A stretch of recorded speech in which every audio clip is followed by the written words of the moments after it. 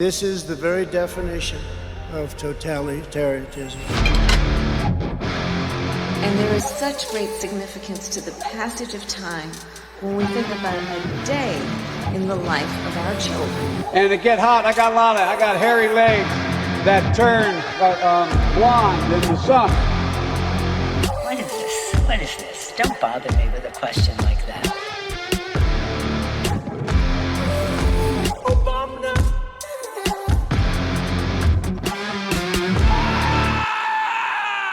As promised, this weekend we were going to do a big catch-up on everything that's been going on in the American electoral campaigns for both now Democrat nominee Harris and Waltz. She has officially named her running mate. We'll probably touch upon that tomorrow. This is going to be more of a catch-up as to where we are.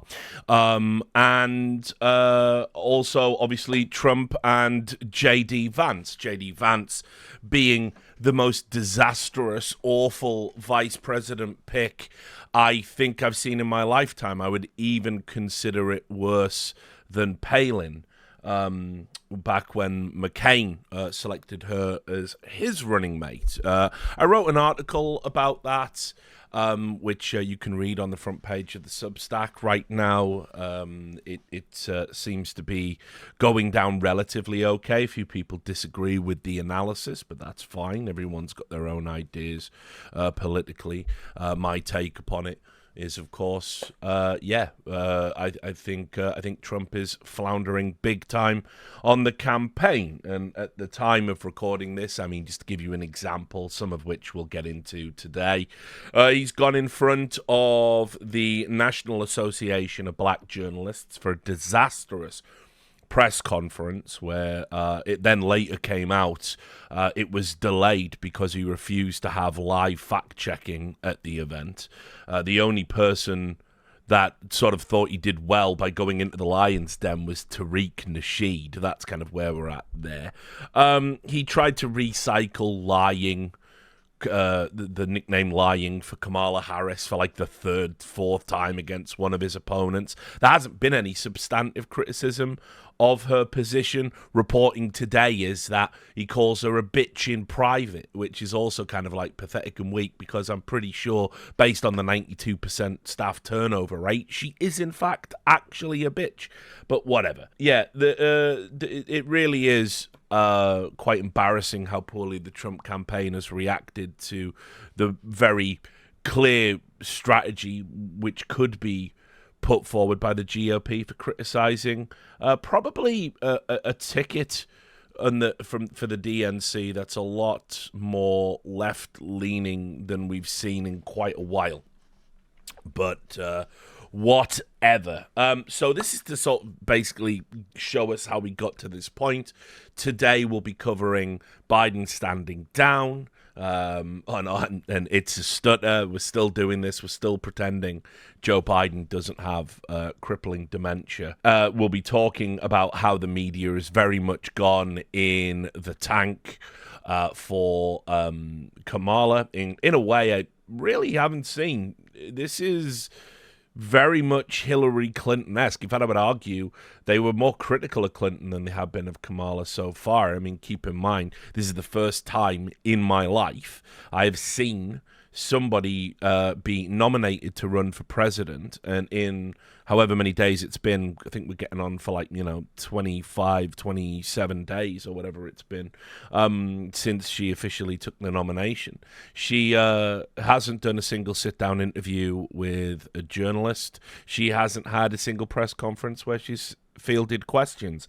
Everything's been done off prompter. Everything's been done off script, which is part of the Kamala Harris. This is like her fifth or sixth reboot now. This time the media, though, understands the stakes. It's one thing to have a dislikable vice president who's polling poorly. I mean, the Washington Post, I believe, 6 months ago wrote an article saying, is Kamala Harris affecting Biden's chances of re-election, and should she consider standing down? Which kind of seems insane, given that today she is the all-singing, all-dancing, historic candidate that must be elected. If you don't vote for her, you're a Nazi. We're back to doing that. A lot of shades of 2015 in the press coverage. But anyway, We're also going to look at some spectacular retconning of history, particularly around her role as border czar, which never happened, apparently. That's what you're supposed to believe. I want to make it clear, because obviously people who subscribe to the Substack and listen to the Belly of the Beast on the Substack, the exclusive episodes, they understand exactly where I am politically, which is I am not a GOP supporter. I wouldn't vote for the Republicans.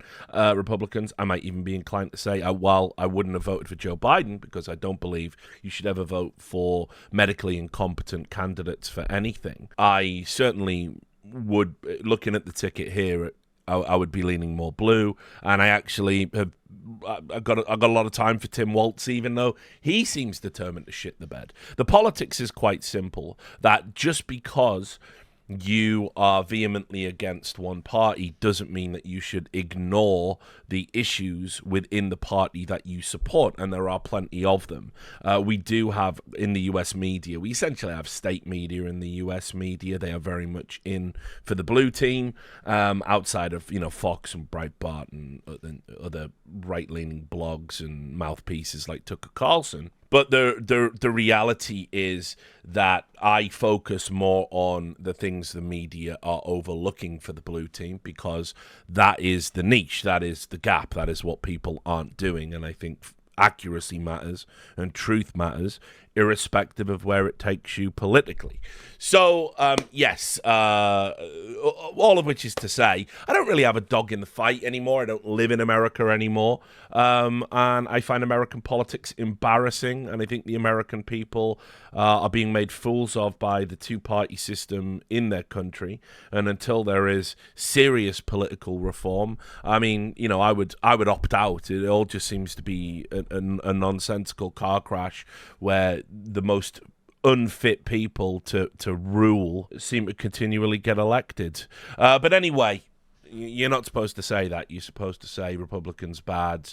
Trump's going to install himself as a king if he gets re-elected again. I don't even know how that would happen. The Supreme Court, who have ruled against him in a number of decisions, which again, even justices he appointed to the court, for example, the bump stock ban, they're apparently so in the tank for him, they would allow the complete destruction of even the Supreme Court, all of the apparatus of America, and he would install himself as God Emperor for life until he died, and then I imagine the crown would pass to his son Barron, and America would just be a monarchy now. That's what you're supposed to believe. I mean, again, there are a lot of influencers genuinely telling their audiences that that's a real prospect, which, it's absurd. I'd like to know the steps of how that happens, but we will see. So let's start. Let's start with Joe Biden stepping down. I do want to remind you. And just also for housekeeping, some of these tweets and articles and whatnot, they'll probably come from sources you don't like. They will come from sources that have biases. I'm only looking at the contents of the source themselves. I'm not giving endorsements to anyone who has posted any of these things. So if a dodgy account, a bullshit account slips through, I'm only focused on the clip that they're posting. I'm not focused on who they are, what they typically post, every other time they've been wrong. I don't care. If you want to go police people's Twitter likes and whatnot, just go do it.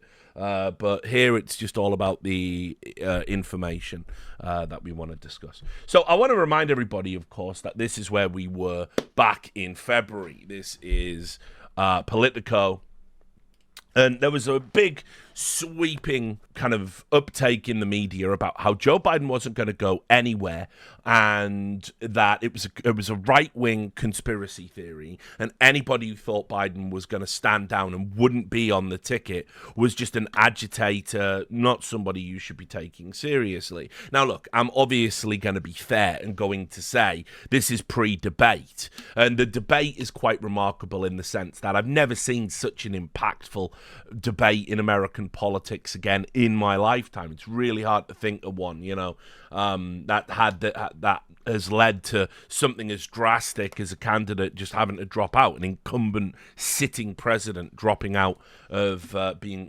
pursuing re-election. The ridiculous Vivek Ramaswamy claims were that it was always going to be this way. It was ever thus. And what was actually happening was Michelle Obama was going to come in. Those were conspiracy theories. There's no doubt about that. I don't know where the Michelle Obama thing came from, the Big Mike thing came from. I don't know where that came from. I don't know why that was being spread by rightoids, because that would be... Well, not only was it so ridiculously unlikely and far-fetched, it would have been potentially disastrous. I'll say this. Kamala, as a sitting vice president, has got, now we're on like 86 days or whatever it is. She's got 3 months to get some W's under her belt, be completely rebooted as a candidate, announce a running mate that, initially has gone over well, although, again, I would argue he shit the bed in the first 4 days. A lot of negative stories have come out about him, but again, the media will just largely ignore them all, so it's up to the voters whether or not it moves the dial for them personally. But no, I would argue that given the timing, Kamala Harris is the only pick they could have realistically made. I've said in the past, I think, if you had a ticket of Kamala and Gavin Newsom, I don't even think we're having a discussion about who's going to win. I think Kamala and Gavin Newsom absolutely wins, hands down. It's not even close. By the same token, I think if Donald Trump had nominated... say DeSantis, I think, and we have the ticket that we've got now with Kamala, Tim Walz, that suddenly becomes a real close one. I might even be inclined strategically to lean towards the Trump ticket in that scenario. The problem is Donald Trump has picked a mini-me. And Kamala has picked someone that quite intelligently and astutely, whether you like it or not as an independent voter, it will silence and appeal to the progressive base. It is the progressive tumor that grows out the side of the Democrat Party that, that's what we call the loony left. The reality is the average Democrat is just essentially a center-to-center-right neocon in a blue tie. That's what you're voting for when you vote for the party. But increasingly, as the progressive arm has had more and more influence over the youth vote, they need to appeal to that. And Tim Walz is actually, probably after Bernie, the oldest member of someone you could consider to be within squad politics. He's adopted, quite some, I don't want to say radical positions, because I never like that framing for progressive politics anyway, but some, let's say, left-leaning, very left-leaning positions that aren't necessarily in line with mainstream Democratic dogma. Anyway, get used to it. Biden isn't going anywhere. The GOP fantasy crowd is so accustomed to conspiracy theories that they're betting the Democrats will switch candidates at the last minute.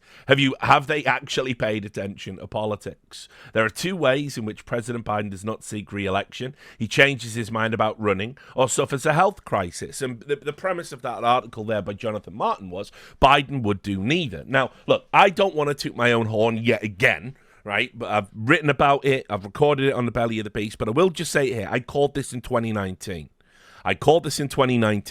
It was one of those things where it was like I was nearly right all the way. I didn't predict Biden winning in 2019. I won't make it up. I won't retcon my own history. I was wrong about that. I was very surprised. If you remember when we did the election stream, it really looked like Trump was going to win. I got tired, went to bed, and in shades of what happened to me when I slept through the Brexit vote, I woke up to a big surprise. But in 2019, there were signs that Biden had dementia. There were signs that he was going to decline quite rapidly.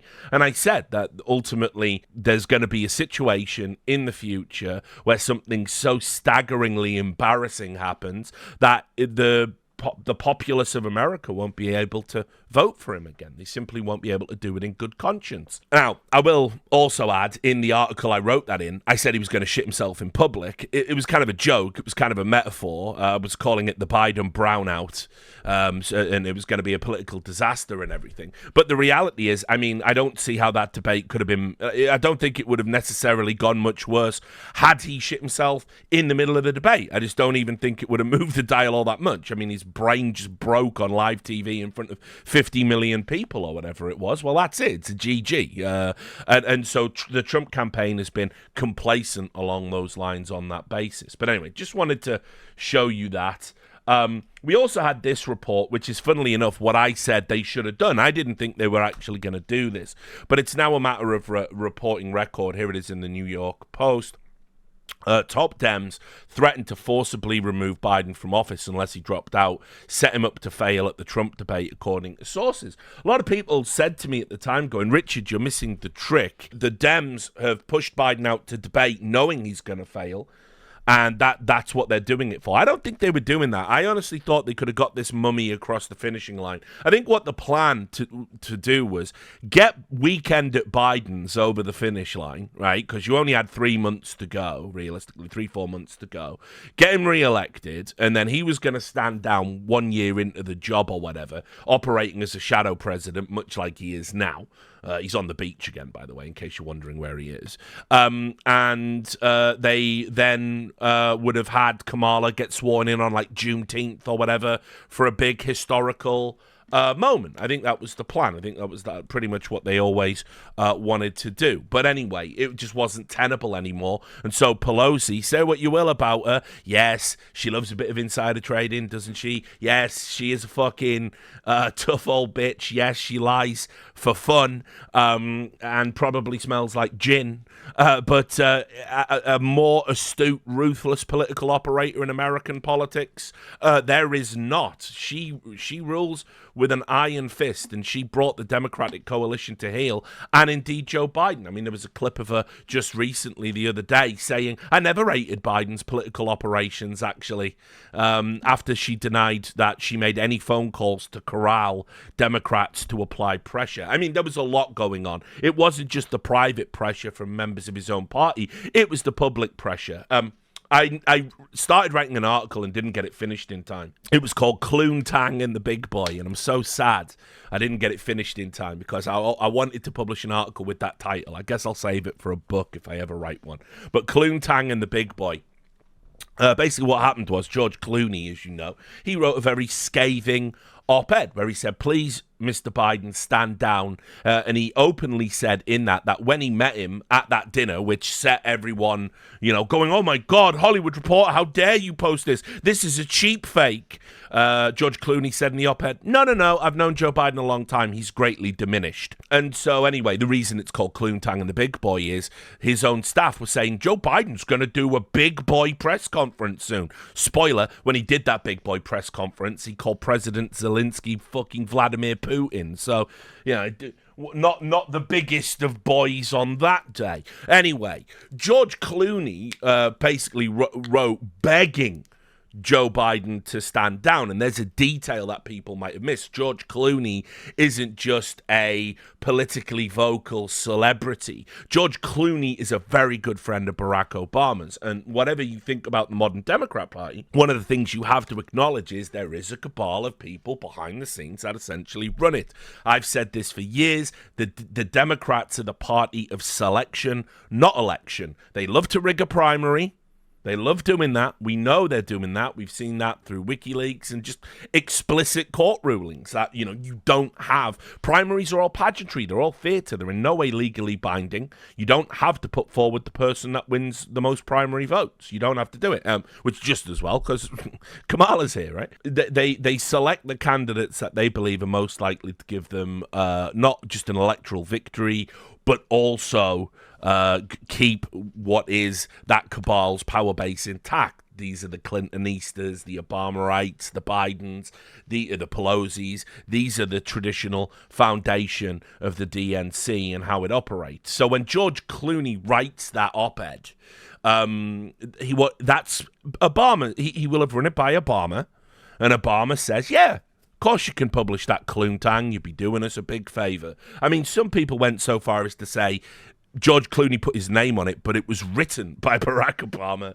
I wouldn't go that far. I'm pretty sure a lot of people held the opinions that I did about Biden, that he wasn't fit for office. So anyway, this is the proof, if anyone needed, that Pelosi got involved, and you can see that debate was set up to convince Democrats he couldn't run for president, said the source. As calls for him to bow out mounted, Biden insisted he would continue, but party bigwigs threatened to invoke the 25th Amendment to the U.S. Constitution. I want you to cast your mind back to that 2021 clip, I believe it was, of Nancy Pelosi suddenly bringing up the 25th Amendment, which was meant to be, people interpreted that as a reference to Trump, should he get re-elected or whatever. But I do genuinely believe it was kind of a subtle nod that was always in the pocket, should it be necessary to remove Joe Biden from office. And look, here's what really went down. Joe Biden was basically told there are two ways that this can go. You can step down now, and we will get all of our acolytes in the media to say, you are a really good and effective president. You are a historic president. You are a faithful public servant. Now, of course, Joe Biden has... Look, people will go, but Richard, the laptop did... Fuck the laptop for a second, right? Just unfuck your brain. Joe Biden's been in politics for decades. His family has very much come along for the ride. There are all these business dealings. It's not just Hunter. It's his brother. It's his family. It's Jill. It's all these other people getting all of these opportunities. I feel very comfortable saying that Joe Biden has certainly, in his time, in various offices that he's held, has operated from self-enrichment. I think that he and his family have benefited a lot from his time in politics, and I don't think it's a controversial or outrageous thing to say. If Trump didn't exist, that would not be a controversial opinion, but whenever you criticize Biden, or rather when Biden was meant to be running for re-election, people go, oh, you're helping the orange Hitler get elected again. Stop pointing out things Biden has done historically. I think Biden's a piece of shit. I've always thought he was a piece of shit, in the same way I thought Hillary Clinton was a piece of shit. These people have done things that have made the lives of everyday Americans far, far worse, whether it's legislation that they wrote, or practices they engaged in, or policies they held that behooved themselves and their donors and not voters. So no, I don't feel any sympathy about him standing down, and I don't recognize him as a particularly great person or loyal, faithful servant. And indeed, had he chose not to stand down, the same Democrats that are now saying what a wonderful man he is, they would have been leaking stuff to the press. They would have quite happily tanked the election against Trump, I think, as a form of divine retribution for him not standing down, because they thought, fuck it, we're going to lose anyway. And then what would have come next? Well, if the Republicans get the House, the Senate, and the presidency, Joe Biden is investigated until the end of his life, right? Joe Biden is investigated. They find any criminal charge they can to make it stick. And that just becomes the new normal of what we do when we get power now in America. So obviously, there was a big incentive for him to step down gracefully, which he did. I want to just play you a clip from his speech. Oh, actually, first, just before I play you the clip, just also to underline what I'm saying. This was the Politico newsletter, their playbook section that said what Obama and Pelosi are doing about Biden. And you can see before Hollywood icon and Democrat donor George Clooney published his buzzy and brutal New York Times op-ed yesterday calling on Biden to step aside as the nominee, we're told he reached out to former President Barack Obama to give him a heads up. The two men who were friendly both attended the LA fundraiser Clooney referenced in his piece, where the actor said he'd beheld a diminished Biden and that the leader he interacted with was the same man we all witnessed at the debate. While Obama did not encourage or advise Clooney, pull the other one, to say what he said, he also didn't object to it, we're told, from people familiar with their exchange. The lack of pushback is an eye-popping revelation, given that the former president was one of the first big voices defending Biden following his abysmal debate performance, while many of his former aides have been some of the incumbent's biggest critics. And you can see, in that context, here's a reminder of some of the blunter lines in Clooney's piece. We are not going to win in November with this president. On top of that, we won't win the House, and we're going to lose the Senate. By the way, if you look at the candidates Trump continually backs and selects for these races. That wouldn't be a given even if you lost the presidency, by the way. The dam has broken. We can put our heads in the sand and pray for a miracle in November, or we can speak the truth. Top Democrats, Chuck Schumer, Hakeem Jeffries, and Nancy Pelosi, and senators, representatives, and other candidates who face losing in November need to ask this president to voluntarily step aside. And then it goes on to say, speaking of Democratic leaders, Pelosi has been doing some behind-the-scenes maneuvering as well. She carefully ironed out what she wanted to say yesterday on Morning Joe. Biden's appointment viewing, keeping Democrat leaders abreast of her intentions. As a reminder, Pelosi argued on the program the president needs to make a decision about whether he will step down, reigniting the debate on the Hill after a day where Biden appeared to have temporarily quelled the mutiny. So look, remember, all of this totally avoidable. They could have just simply said to Biden right at the offset, you do understand you're a one-term president because you're going fucking bananas. We can all see it. You are going to stand down and hand it over to Kamala, and we're going to have a strategy in place to make that work. And over the course of your presidency, as it gets closer to the period where we want to make that announcement, we need Kamala to get more and more W's under her belt. You need to put her front and center. You need to say she did this. We'll do some hostage negotiations, bring them home, and it's Kamala that meets them when they get off the plane, rather than Joe Biden walking onto the wrong plane. Which, by the way, they said he wanted to meet the pilots. Maybe that's true, but optically, once again, a huge, terrible fail for him. They could have done that. They could have done all of that, but they didn't. They genuinely thought, nah, Biden's fine. He's fine. Even though behind the scenes, they must have known he's not fine. And if he was fine, they could have proven it a number of ways. Release the her tapes, do a cognitive test. All of these things. Didn't want to do them, though. Have him do a 1 hour long impromptu press conference, Couldn't do it. Anyway, I'll just play you a clip from his farewell speech. It was 12 minutes. He did it on prompter. There was also some funny people on social media that noticed the time they put at the bottom of the, because they said it was live. It was a live teleprompter thing. The time they put at the bottom didn't match up to the time on his watch. So obviously, when you record Joe Biden these days, you have to fucking set up a few hours because it's going to take a lot of takes. Laurence Olivier, he isn't anymore. And so, anyway, this is him trying to say the word cherish as he leaves office. The truth, the sacred cause of this country is larger than any one of us. And those of us who cherish that cause, cherish it so much, a cause of American democracy itself, must unite to protect it.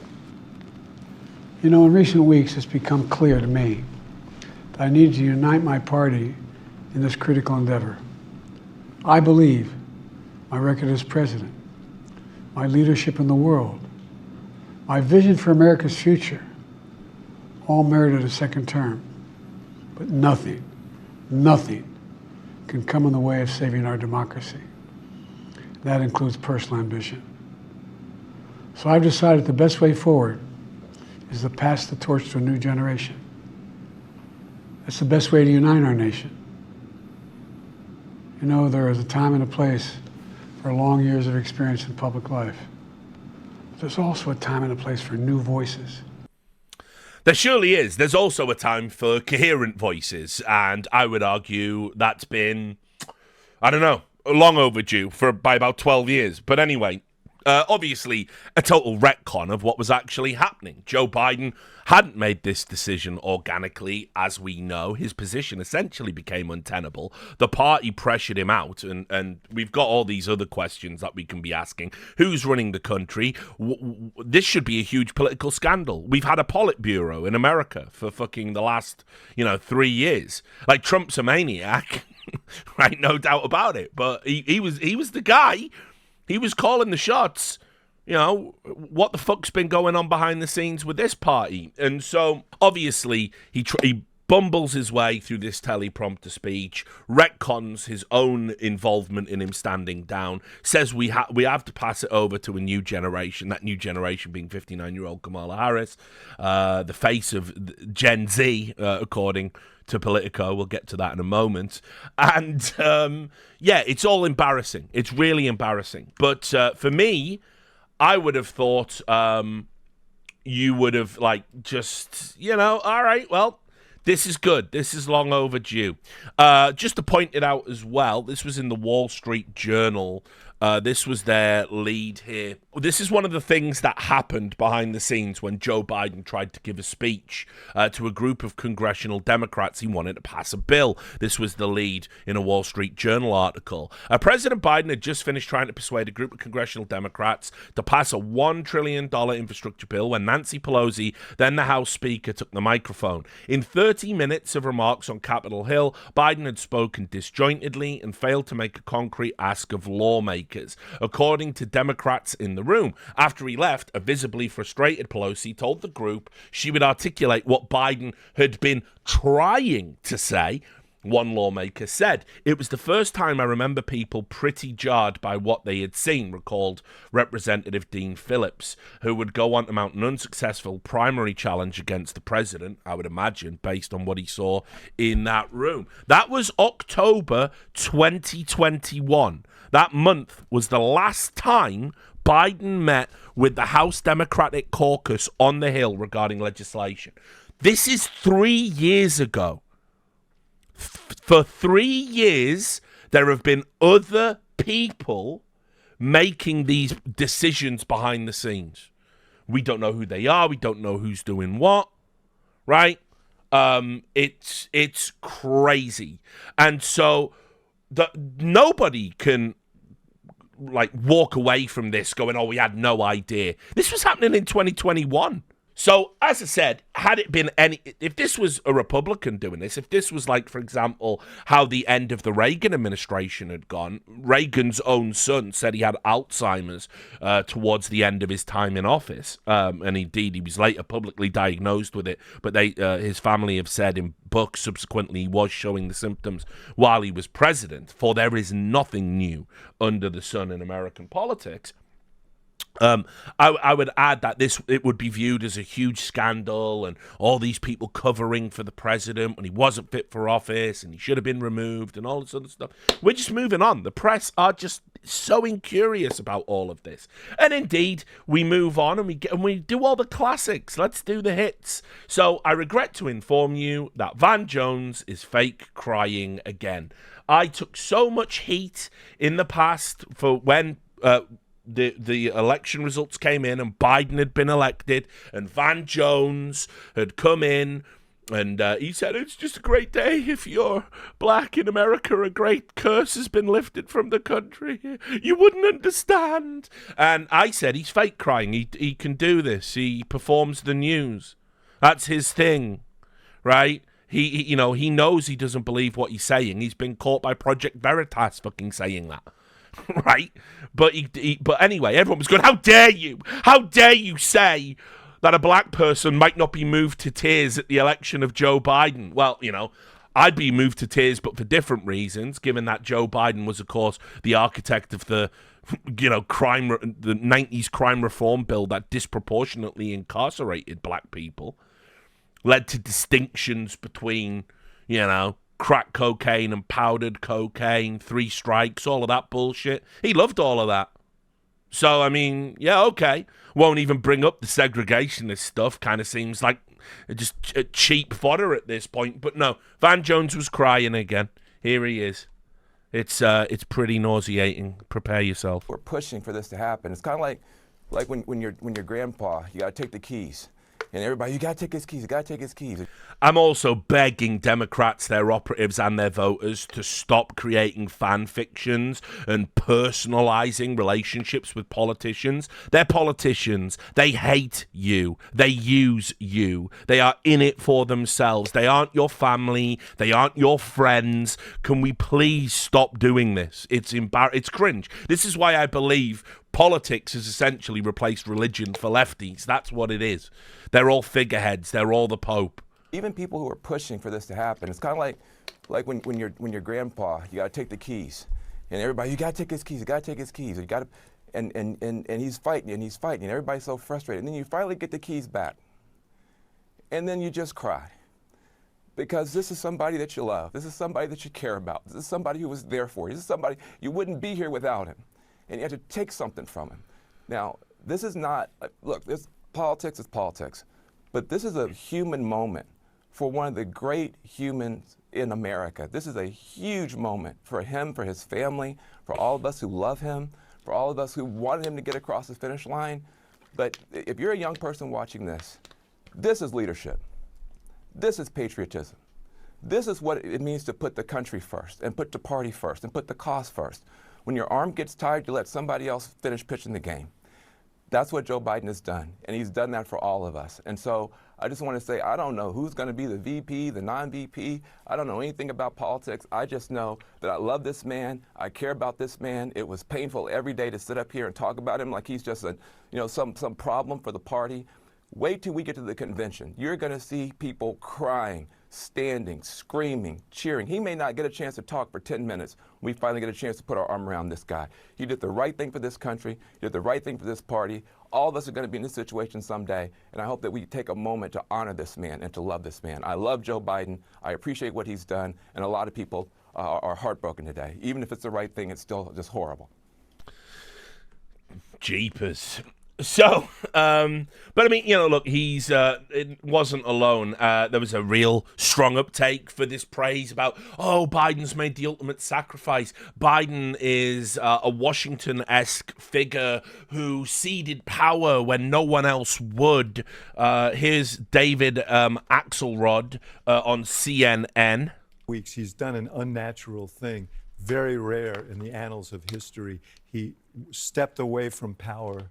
And he did it in the interest of the country. In spite of, as he said, personal ambition. I think this will, history will look kindly on Joe Biden, and I think people will look differently on him tomorrow than they did a week ago.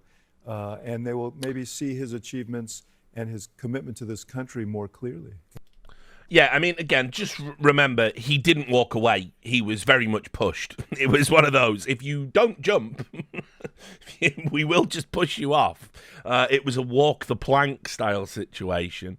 But yes, now, of course, this is indeed what he was promised, that all the usual talking heads would go out on the media, say all of these things. He gets to be a historical president. Here you can see, again, this was him reacting to the speech. He was as big as the moment, David Axelrod. Oh, we got to get Jen Rubin in there. She stepped away from the box wine to tweet this. If you cannot appreciate the dignity, the grace, the selflessness, the patriotism of that speech, akin to Washington's farewell, but instead feel compelled to denigrate him, nitpick, or return to petty partisan politics, I pity you. You're denying yourself the majesty, the inspiration of America and of a great president. Go self-reflect. You're right, Jen. I cherry him. I cherry Biden.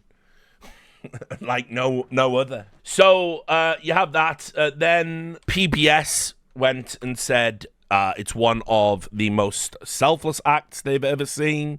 Here we go. This is one of the most selfless acts in American history, guys, apparently. Presidential bid. I spoke this afternoon with a Senate Democrat who knows him best, that's Senator Chris Coons of Delaware. Senator Chris Coons, welcome back to the NewsHour. Thank you. Great to be on with you, Jeff. You are President Biden's closest ally in Congress. You were his campaign co-chair. The president's speech last night explaining why he's not seeking re-election, he didn't really concede any of the points made by those Democrats who sought to push him out of the race, that he's too old, that he's unable to effectively press the case against Donald Trump. Has he explained his reasoning to you? Was it the polling? Was it the fracture in the party? What was the specific issue or argument that convinced him to exit the race? Look, Jeff, I think what really matters here is that we take a moment and reflect on Joe Biden's incredible record, one of the most consequential presidents of my lifetime, maybe of our entire history. And he heard from and took seriously input from a very wide range of people, from senators and governors and mayors, but also just average people, friends, neighbors, people who worked for him, people he'd known for a long time. And he weighed his gut instinct, which is to get back up and fight. He is a person of grit and determination. And the input he was getting from pollsters, from average folks, from elected officials, suggesting that the path to the presidency, to re-election, was increasingly narrow. Joe Biden is clear-eyed about just how big a threat to our democracy Donald Trump poses. And so ultimately, because he loves our nation more than he loves his own personal ambition, he was willing to step aside. I think it was one of the most significant and most selfless acts by a senior elected official I've ever seen in American history. Yeah, there you go. It was grit, it was determination, it was selflessness, it was patriotism. It definitely wasn't that Pelosi and all the rest of the guys had the fucking shanks ready should he dare step back into the shower. Ridiculous premise. And just push through. Now, look, there was also a comparison to George Washington that we will get to in a moment. But I'll play you this clip. This is Pelosi saying he should be added to Mount Rushmore. In a good place to make whatever decision, top of his game. Such a consequential president of the United States, a Mount Rushmore kind of president of the United States. Want to know what comes next. That he belongs up there on Mount Rushmore. Lincoln and Joe Biden. But you got Teddy Roosevelt up there, and he's wonderful. I don't say take him down, but you can add Biden in a good place. I'm good, actually. I think if we add Biden, we can have that confused look that he had for most of his presidency. That would be good. Gormless, not there look that he had. That would be a perfect way to remember his entire presidency. Perhaps as well you could have him facing the other way and have some statues of some journalists desperately asking him questions there. Maybe put another statue of someone dropping to their death from a plane in Afghanistan during his disastrous withdrawal. I mean, lots of great things, lots of achievements to put up there. Anyway, as I said, this retconning of Joe Biden as a great president was all over the place. You, on the exclusive Belly of the Beast, you can see here, George Washington would have given Joe Biden's speech. Slate went with, this is Joe Biden's George Washington moment. The Hill, they ran with Joe Biden, George Washington as America's second Cincinnatus. Lots of that.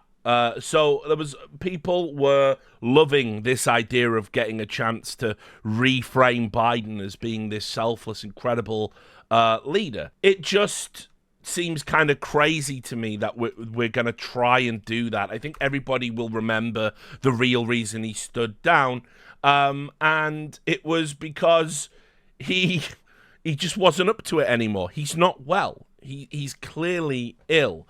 Despite that, and the fact nobody has really given us a clear reason as to why he's decided to step down, when he himself said the only thing that could get me to step down would be an act of God or a health problem.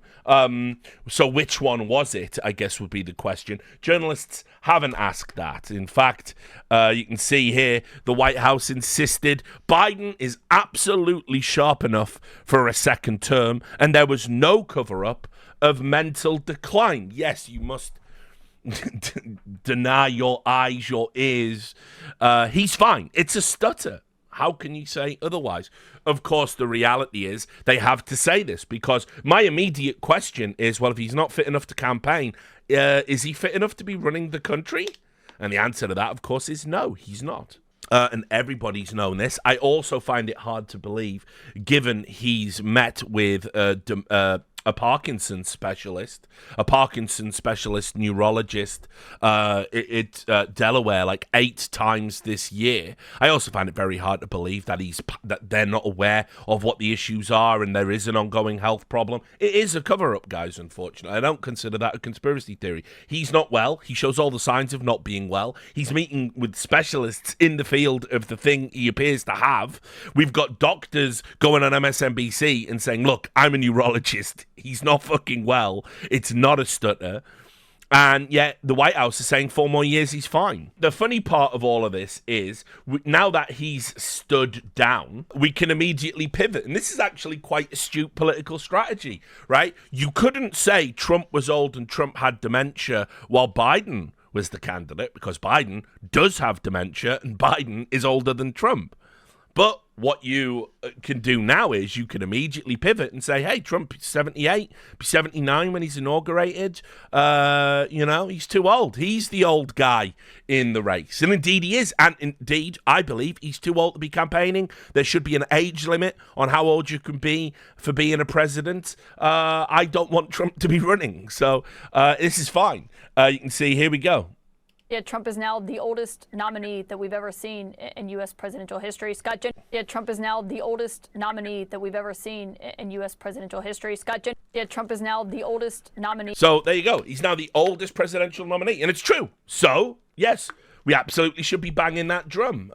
You will look like hypocrites for doing it, but don't let that stop you in American politics. The Hill also as well have been like, it's time to talk about Donald Trump's age. Like, literally, the day Biden stands down. It's too good. It's too good. Biden, is he gone? Is he gone? Right, yeah, Donald Trump's too fucking old, by the way, guys. Don't know if you noticed. Yeah, and just in case, this is the end of the Biden segment, just in case you're wondering how he's doing, on one of the rare public appearances he made, Let's see how his speech has improved. I'm sure with all the resting he's been doing and the relief that he's not going to have to do a second term, he's now sharp and doing what they said he was doing, reciting the alphabet backwards and doing advanced, equations, mathematical equations, the sharpest, best version of Joe Biden there's ever been. Let's check in with him. It matters a lot. Local schools, feeding and educating children. It matters. Cultural centers, celebrating Latino history and Latino culture, which everybody ought to start learning more about. Yeah, amen. Anything else? Well, parenthetically, you know that 28 out of every high school student is Latino. We better start figuring it out. What? 28 out of every one. What? Oh, no, he's fine. It's a stutter. You also can hear the medication, the slurp that he's developed towards the end of his tenure. He starts to do that slurp more and more. That's a side effect of a number of medications you would prescribe for neurological disorders. Nothing to see here, though, guys. Don't worry about that. That's just a new thing. I can't remember, but he's been fact-checked on this before, and I can't remember if it was meant to be 28% of high school students are Latino, or 1 in 28 is Latino. But regardless, I'm pretty sure he's been fact-checked for that number before. The 28 number sticks out to me, and he was wrong anyway. So, whatever. Meanwhile, everyone's favorite propagandist, somebody that should utterly be deplatformed for spreading deliberately edited videos to mislead people. Aaron Rupar's at it again. He's trying to make you believe that Trump is cognitively impaired with this clip that you will see has done numbers, right? This is it. It was Trump freezes for 21 seconds during speech at his rally, and Fox News has to cut away, right? And watch. This is just Trump. 3, 4, 5, 6, 7, 8, 9, 10, 11, 12, 13, 14, 15, 16, 17, 18, 19, 20, 21, 22. They had to cut away. Right, so there you go. Well, that's it now. As you can see, Trump is too old. Trump needs an intervention. Dementia Don old. That hashtag not as good.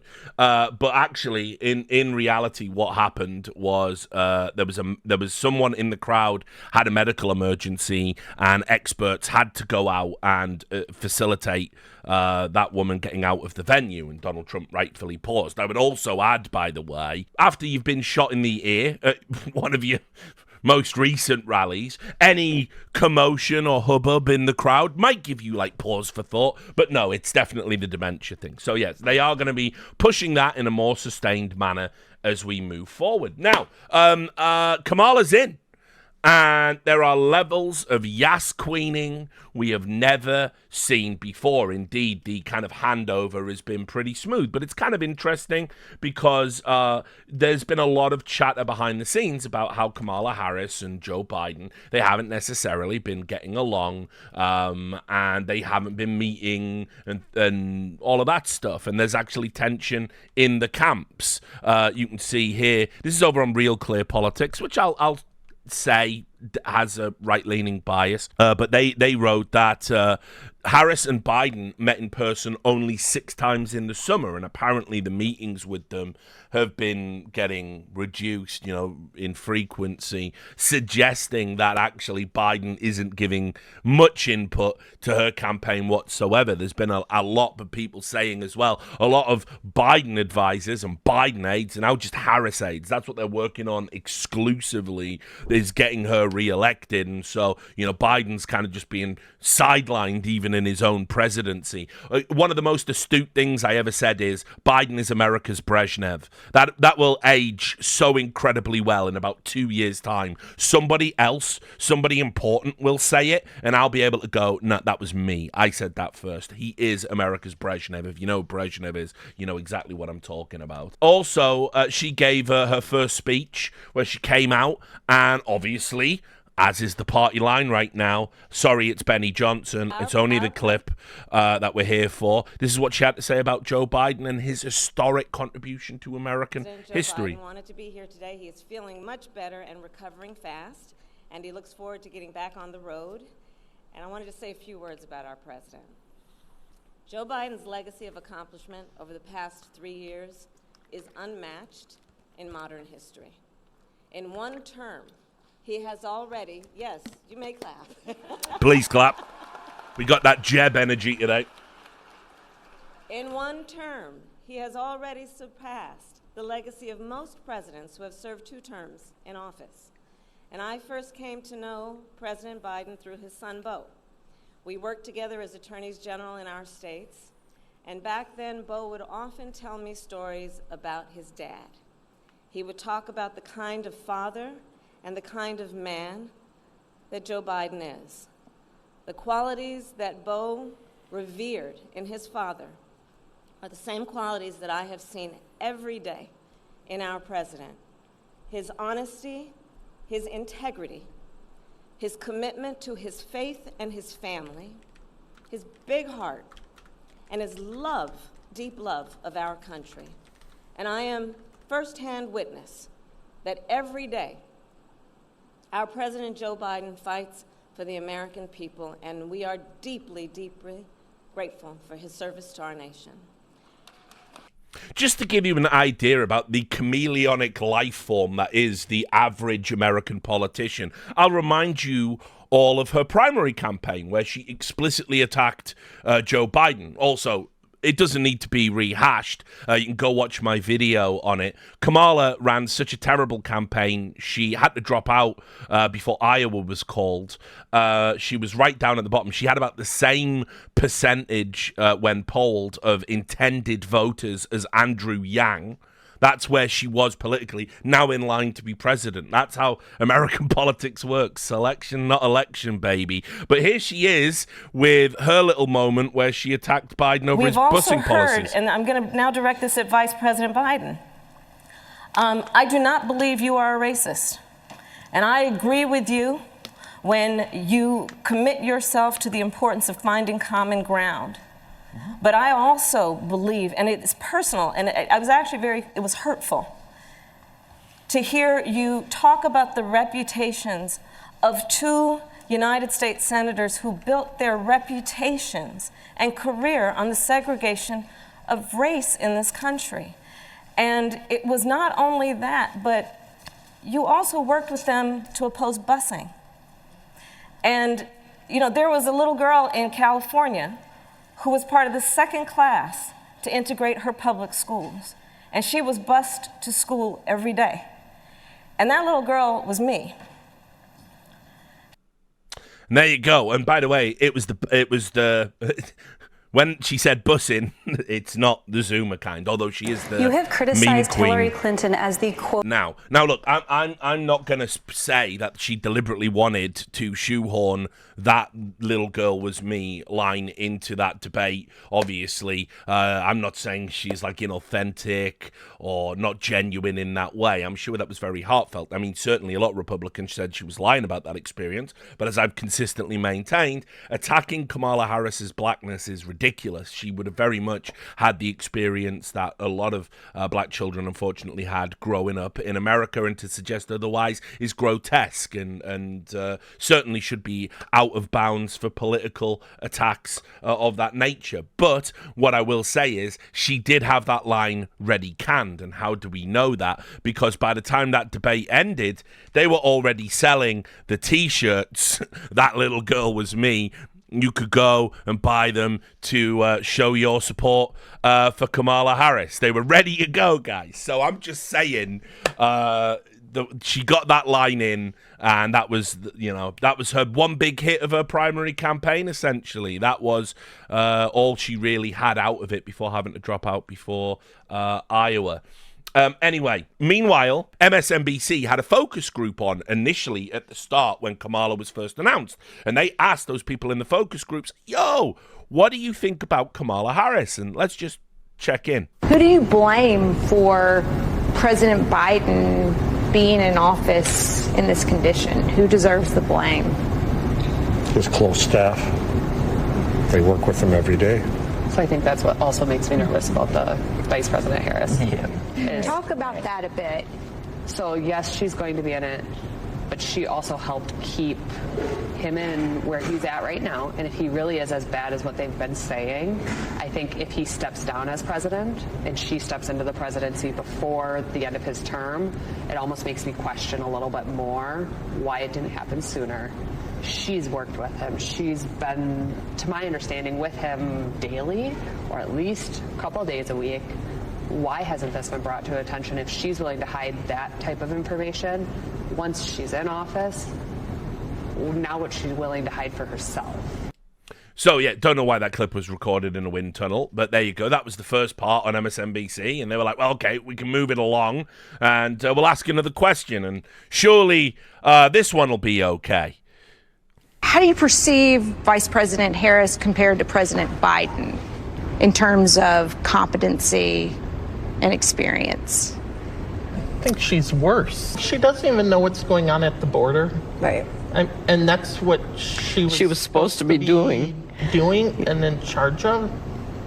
I mean, as a school teacher, if I did not do what I was supposed to be doing, you better believe my job would be in jeopardy. Well, it isn't.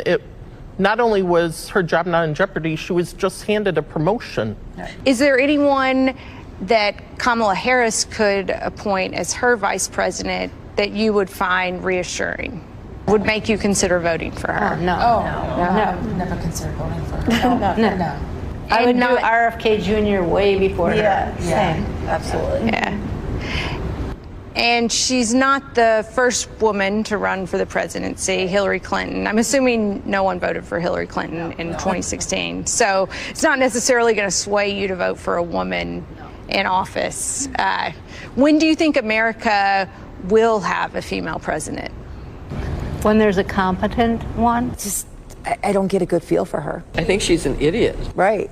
Mary, why do you think that she's not that bright? Because she hasn't done anything in the time that she's had. We don't know anything about her as far as her 3 years so far in the White House. She's not real smart.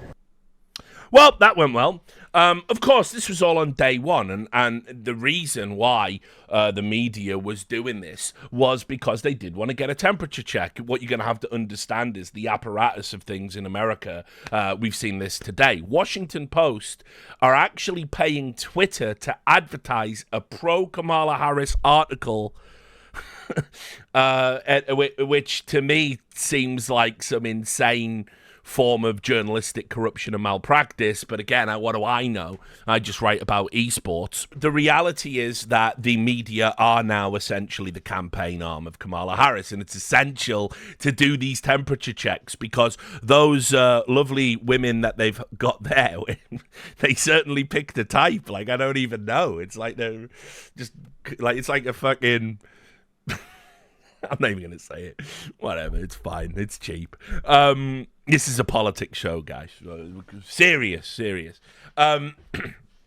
You know, but ultimately, they want to turn that around, and turn it around is certainly what they've been focusing on, because the coverage that comes afterwards is kind of interesting. So I'll just show you what was, I believe, the original polling, where it said, this was on CNN, and they said it's going to be very difficult for Kamala Harris to beat Trump. Again, this is the day one temperature checks that we were getting in the media about Kamala Harris's likelihood of winning the election, and you'll see. Senior data reporter Harry Enton joining me now to run the numbers. There is a lot of excitement. We have not seen this kind of shift in tone from the Democrats in particular. I can't remember a time where we've been through something like this. This has been the craziest month in American politics that I can possibly recall. It was less than a month ago that Joe Biden and Donald Trump were debating in the CNN debate. Less than a month. Less than a month. We had a failed assassination attempt. We had a president literally saying, no, I'm not going to run for re-election, less than a month before the Democratic National Convention. But here is the thing, Sarah Seidner, for all of the excitement that Democrats have over Kamala Harris, it is going to be difficult to beat Donald Trump, and I want to give you an understanding of why. Let's take a look here just first at the favorable views of Donald Trump. We know that Donald Trump has historically been unpopular. But take a look now. After the Republican National Convention, in the ABC News Ipsos poll, he recorded his highest ever favorable rating at 40%. That's not a one-off. Take a look at the Quinnipiac University poll, 46%. That's the highest ever in that pollster. The fact is, Donald Trump is more popular now than he ever has been before. So yes, Democrats can make this switcheroo, but they're still going to have to beat Donald Trump, a Donald Trump who is stronger, Sarah, than he has ever been before. It will be. I love how they make him sound like Emperor Palpatine there as well. somehow Trump returned. Interesting to see how voters respond to all of this. Now, how is he doing relative to Harris, who did run at one point? What do those numbers look like? Yeah, so let's take a look here, right? We've been focusing so much on how Harris was doing better than Biden in the polling, and that's true. If we take a look at the national average, what do we see? We see Donald Trump up by 1. That's a within-the-margin race, right? That's a close race. But remember, of course, in the national popular vote, Democrats tend to do better there than they've done in the Electoral College, at least when Donald Trump has been running for president. So last time around, when Joe Biden barely won in the Electoral College, he actually won the national popular vote by 4 points. So at this point, Donald Trump is running 5 points better. 5, that's a 5 of some sort. 5 points better Thanks for than putting he on the was screen, mate. 4 years ago against Joe Biden. So at this particular point, whether you look at the favorable ratings, whether you look at the horse race polling, we see that Donald Trump is doing significantly better than he was doing 4 years ago at this point. Kamala Harris is going to have to do better than this, of course, if she wants to win the popular vote, but more than that if she wants to win the Electoral College, where she'll likely have to outperform how she's done nationally, because the fact is, if you got to tie it in the national popular vote, that is probably not good enough if you're Kamala Harris and you want to win the election against Donald Trump. So, it's all hands on deck. We've got to get this big W for Kamala. Well, how do we do it? Well, listen, if you're going to run as a Democrat, there's one endorsement you need above all others, and it is the Obama's endorsement. You can see here it was announced. This is an Axios reporter, Mike Allen. Former President Obama and Michelle Obama endorsed Kamala Harris with a video this morning, completing the vice president's quick sweep of major Dems. Obama, we are going to do everything we can to help propel you into the presidency. There's one problem. It's not really a problem. Just we need to get away from the cringe. Cringe follows Kamala Harris around quite a bit. I don't know if cringe is a significant factor in whether or not you would vote for a candidate, a significant factor in elections. But I just want to show you, they keep doing these staged calls. They did it for Tim Walz. They did it for Obama endorsing them. Just look how inauthentic this is. Kamala. Hello. Hi. Hey there. Oh, hi, you're both together. Oh, it's good to hear you both. I can't have this phone call without saying to my girl Kamala, I am proud of you. This is going to be historic. We called to say Michelle and I couldn't be prouder to endorse you and to do everything we can to get you through this election and into the Oval Office. Oh my goodness.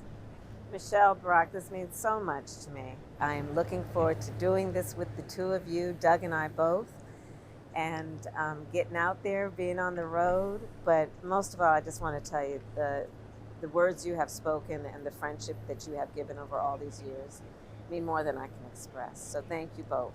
It means so much. And we're going to have some fun with this too, aren't we? Yeah, lots of fun. So yeah, there you go. I mean, oh hey, is that you, Barack, Michelle? Oh, we're both together. I had no idea. Oh man, just it would be crazy if there was like 4 cameras set up with perfect lighting all around me right now. But anyway, look, the Obama endorsement is absolutely critical. If you're going to be anointed as a Democrat candidate, you need the Obama endorsement. And you need the Obama endorsement because actually, all things considered, Obama is remembered very, very fondly. I mean, look, I remember Barack Obama fondly. Yes, there were scandals, despite what people say, and I'm not talking about Sean Hannity complaining about him saluting with a cup of coffee in his hand or the tan suit scandal. I'm not talking about that. I am talking about him deporting more immigrants in America than any president prior, including Bush, who campaigned on that. I'm talking about him drone striking to death American citizens and then having Eric Holder come out and say publicly, oh, actually, it's okay for the president to declare anyone a combatant and kill them. That's just how that goes. I'm talking about the Fast and Furious scandal where guns were allowed to go into the hands of criminals that then killed American citizens. These are things your average influencer won't tell you about because they don't know about them because they weren't interested in politics before Trump came along. But I will, and look, the Press Freedom Index went down as well in under the Barack Obama era. He did propose banning Fox News from having White House access. And just to show you how times are totally different, CNN and MSNBC filed an amicus brief in solidarity with Fox News and pushed back against Barack Obama, saying, no, we will always have a free press in this country and the press need access to the White House. So anyway, and the whistleblower laws and all of that. There were things wrong with the Barack Obama presidency, but let me tell you something about Barack Obama. When America was facing a crisis, Barack Obama would get in front of a microphone and he knew the right thing to say. Barack Obama was a looser, freer president. It was Barack Obama that brought in the tradition of going on the Super Bowl and doing an interview and kind of making politics a bit more relatable. He was young, he was smart, he was astute, he was well-traveled. A lot of his policies did help average Americans. We can go back and forth on Obamacare. At least he had a sort of vision for healthcare reform, which absolutely needs to happen in America, even if it perhaps didn't arrive as billed or work out for the best for lots of people. Barack Obama did a lot of good things, but crucially, as I say, it's his oratory that people will remember fondly and his down-to-earth demeanor, despite being in the highest office in the land. I like Barack Obama. I miss Barack Obama. Everything that's come after Barack Obama you can't be happy with. Trump, Biden, all the other candidates, all the other selection. There isn't really anything like Barack Obama. It should terrify you that the closest thing we've had to Barack Obama in American politics right now, even though they are saying it's Kamala Harris, is probably Vivek Ramaswamy. That should wake you up, you cold sweat, like, oh God. American politics is trending away from Obama, not towards it. And I said, for all of the faults, all the obvious, he's an American president. They have to do evil deeds. It comes with the job. I like Barack Obama, and like a lot of white people love to say, I would have voted for him a third time if I could. Yes, that's a quote from Get Out. Anyway, because of all of those factors and how beloved he is and how he has the name recognition value, and he's actually liked more now than he was president by the vast majority of Americans, you need his endorsement. He's also a very powerful player in entertainment. He's a Netflix producer now, in case you don't know. He's always had ties to celebrity. And I've said it about Barack Obama. He is probably the only president I've seen that actually used the president as a stepping stone to other things and viewed it that way from the start. I think that's a fairly accurate assessment of what Barack Obama was doing. You need his endorsement if you're going to run. There were people, again, agitators in the media trying to make out, oh, Barack Obama's furious because it wasn't Michelle. All these other bullshit stories. There was absolutely no way the Obamas were not going to endorse Kamala Harris. There's absolutely no way that was going to happen. So anyway, that's where we are. Now, the real work has to begin. So let's get into it. Let's start with... oh, no. Okay. Where should we start with? Well, the Zoom calls began, and this was the headline. You saw some white women there being less than complimentary about Kamala Harris. Well, they actually broke a record for the highest number Zoom call. All the press were all over this one. White women for Kamala. White women for Kamala, because it was super cringe. I won't play the clip. You'll actually probably be grateful for that when you see the content. But anyway, so more than 160,000 people joined a Zoom call on Thursday night to build support for Democratic presidential candidate Kamala Harris among white women, a voter demographic that has supported Republican nominee Donald Trump in the past 2 elections. Organized by Shannon Watts, the founder of Moms Demand Action, a gun safety group with about 10 million members, the video call included activists, podcasters, the singer Pink, and regular voters, several who said they regretted not doing enough before the 2016 election that put Trump in the White House. The point of the call is to make sure we are using our economic and political power to help elect Kamala Harris, Watts said. Just also said on that call was, of course, as I said, that weird self-flagellating thing that white liberals do in America. They say here, make sure as well you put your listening ears on and never, ever correct a black woman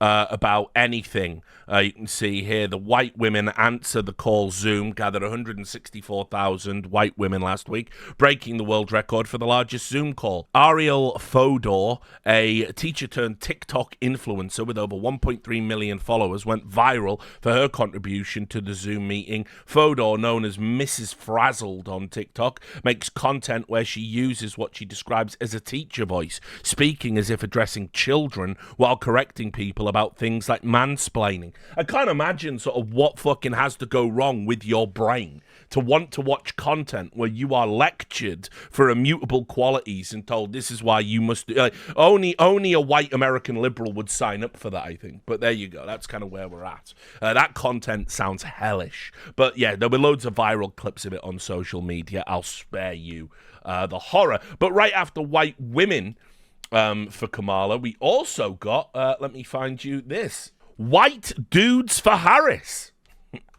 Also on a Zoom call, you can see they covered this in Slate. My rousing night at White Dudes for Harris. We are cringe, but we are free. And so, yeah, this happened. Throughout human history, a lot of time, white men organized. It was with pointy hats on, said Rocketto at the beginning of the stream. But the reason we're doing this is that the left has been ceding white men to the MAGA right for far too long. Rocketto's point is well taken. In 2020, 57% of white men voted for Trump, while 80% of black men turned out for Biden. What followed was a parade of liberal white guys of mild renown and the frontrunners in Kamala's notably low-melanin Veep stakes, who appeared on screen to toast their brethren and offer a few words of solidarity to the masses. First up was Jeff Bridges, who joined the stream from a computer chair locked to a deep recline. I'm white, I'm the dude, and I'm for Harris, he said. A woman president? How exciting. Then into the rotation went the perpetually nerdy Pete Buttigieg, who did a decent job of showing his typical didactic policy-only instincts to match the giddy energy of the moment. Men are more free when the leader of the free world supports access to birth control, said Buttigieg, a sentiment I read as extending the olive branch towards Barstool listeners. Josh Groban followed, helming a contingency of pleasantly washed-up entertainment industry veterans, Joseph Gordon-Levitt, Mark Hamill, Josh Gad, and Sean Astin, the latter of whom shared a charming story about the power of non-toxic men's groups. Threaded between them were the likes of J.B. Pritzker and Tim Waltz, two progressive, vanilla-pale Midwestern governors who saluted men who looked exactly like them. When I'm invited to an event called White Dudes for Harris, it doesn't sound like something I'd usually join, but this is a great cause, said Pritzker in one of the more honest moments of the evening. So there we go. White Dudes for Harris. Get your White Dudes for Harris hat right now, and you too could meet washed up celebrities that like to self-flagellate for the purpose of American politics. I'll also add, it's kind of funny, isn't it? Because white dudes for Harris, fine. White dudes for Trump, different kind of reaction to that Zoom call, I think.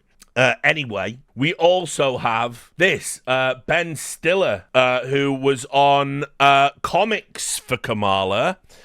He said every white Jewish guy wishes he was black during the call. Which actor Ben Stiller made a bizarre joke about white Jewish guys wishing they were black while pledging his support for Vice President Kamala Harris in the upcoming presidential election during a star-filled live stream for the Democrat on Monday. The dodgeball actor zoomed in for the Comics for Kamala event hosted by comedian Paul Mercurio, which included fellow Hollywood stars Ed Helms, John Hamm, and Whoopi Goldberg. Stiller, 58, joined the continuous call about halfway through its more than 3-hour run and immediately got the ball rolling, telling Mercurio that he would match the $150,000 donation the host promised to Harris's campaign. I'm here because I'm so genuinely excited about the potential to actually win this election, the Zoolander star said. What's happened in the last couple of weeks? The turning of the tide, that Vice President Harris could actually win this thing if we all just rally around and take advantage of this incredible energy that's happening. Stiller said he wants a decent person in the White House and someone who cares about democracy. The Hollywood star praised Harris for acting like a human being with empathy and humor before crediting the expected Democratic nominee's push for the Oval Office for energizing young voters who were not engaged before. She's also a historic candidate, the Tropic Thunder said. I don't know why they keep just naming his films. You can just say Stiller. It's going to be the first woman president, and that's incredibly exciting. She's Indian. She's black. She's everything. You can be more than one thing. It's incredible. Stiller then went on to bring up his Jewish heritage before making a bold claim. I'm Jewish and Irish. I wish I was black. Every white Jewish guy wishes he was black. You know, get out there and vote and donate and take advantage. It was all going so well. I mean, I won't get into the fact and belabor the point that the Democrats aren't really the party of Jewish people right now. Yeah, they're out there with the people saying Jews can't come onto college campuses and wearing keffiyehs. That's the base they're pandering to. That's why Shapiro didn't get the Veep pick, by the way. But it's fine. Yeah, okay, you do your thing. Anyway, what else? So now we have to get into the media and the coverage. Well, it's as cringe as you'd expect. Lots of cringe. This is just assorted cringe. Let's do it. This is CNN Isaac Devere. He said, one person familiar with the VP yesterday. Through all her calls at the Naval Observatory, Harris wore a hooded Howard University sweatshirt, workout sweats and sneakers. They got pizza and salad for dinner. She went with her favourite topping, anchovies. We're still doing the Biden ice cream thing with these journalists. By the way, this is absolutely true. At a press conference after the Biden speech and Biden announcement, they all gave the journalists ice cream. Actual for real. Then this is a reply to that tweet. The Howard sweatshirt is an important detail here. For Harris, this is about where she came from as much as what lies ahead. Howard is the first place she looks for when Air Force 2 lands in Washington. They were really, really pushing it. I'll also add, Associated Press decided to do a bunch of fact checks about things nobody had actually claimed. I certainly hadn't seen any of this anywhere, no matter where I looked. This was the Associated Press. Fact Focus, a look at false claims around the Kamala Harris and her campaign for the White House. Claim, Harris is not an American citizen and therefore cannot serve as Commander-in-Chief. Where has anybody said that? Where? Who has said that? Like, I'm sure you could find some racist lunatic on Facebook or something who said it, sure. But who has credibly said that? The Trump campaign hasn't said that. No Republican I've seen has said that. Again, happy to be proven wrong on that one. I don't think anybody has made that claim. It certainly would have come out of left field because by extension, wouldn't she not be able to serve as vice president as well? There isn't a birther movement for Kamala Harris. I've never seen it. But Associated Press are out there fact-checking it and telling you, no, that is absolutely nonsense and don't believe any of the racists that say that. Okay, well, I won't if I see one. Then claim Harris is not black. Right. Now, I'm going to add Trump did do this. Trump did this. I might pull the clip. It was going to be for a separate later segment. Let me just see if I can find the... I'll just play the clip, and then we'll come back to the fact check. This is what I mean about, like, Donald Trump is shitting the bed unbelievably in terms of his campaigning. And also I'll say this is great bait. What they've done here with Kamala is, yes, we know that when she came through, the focus was on her being primarily Indian. We know that, but she's also biracial. So that doesn't mean she isn't black. We know as well she's had black experiences. We've just talked about that. There's no reason to even get into the mire like this. But Donald Trump did, and he did it in front of a room full of black journalists because he's fucking insane.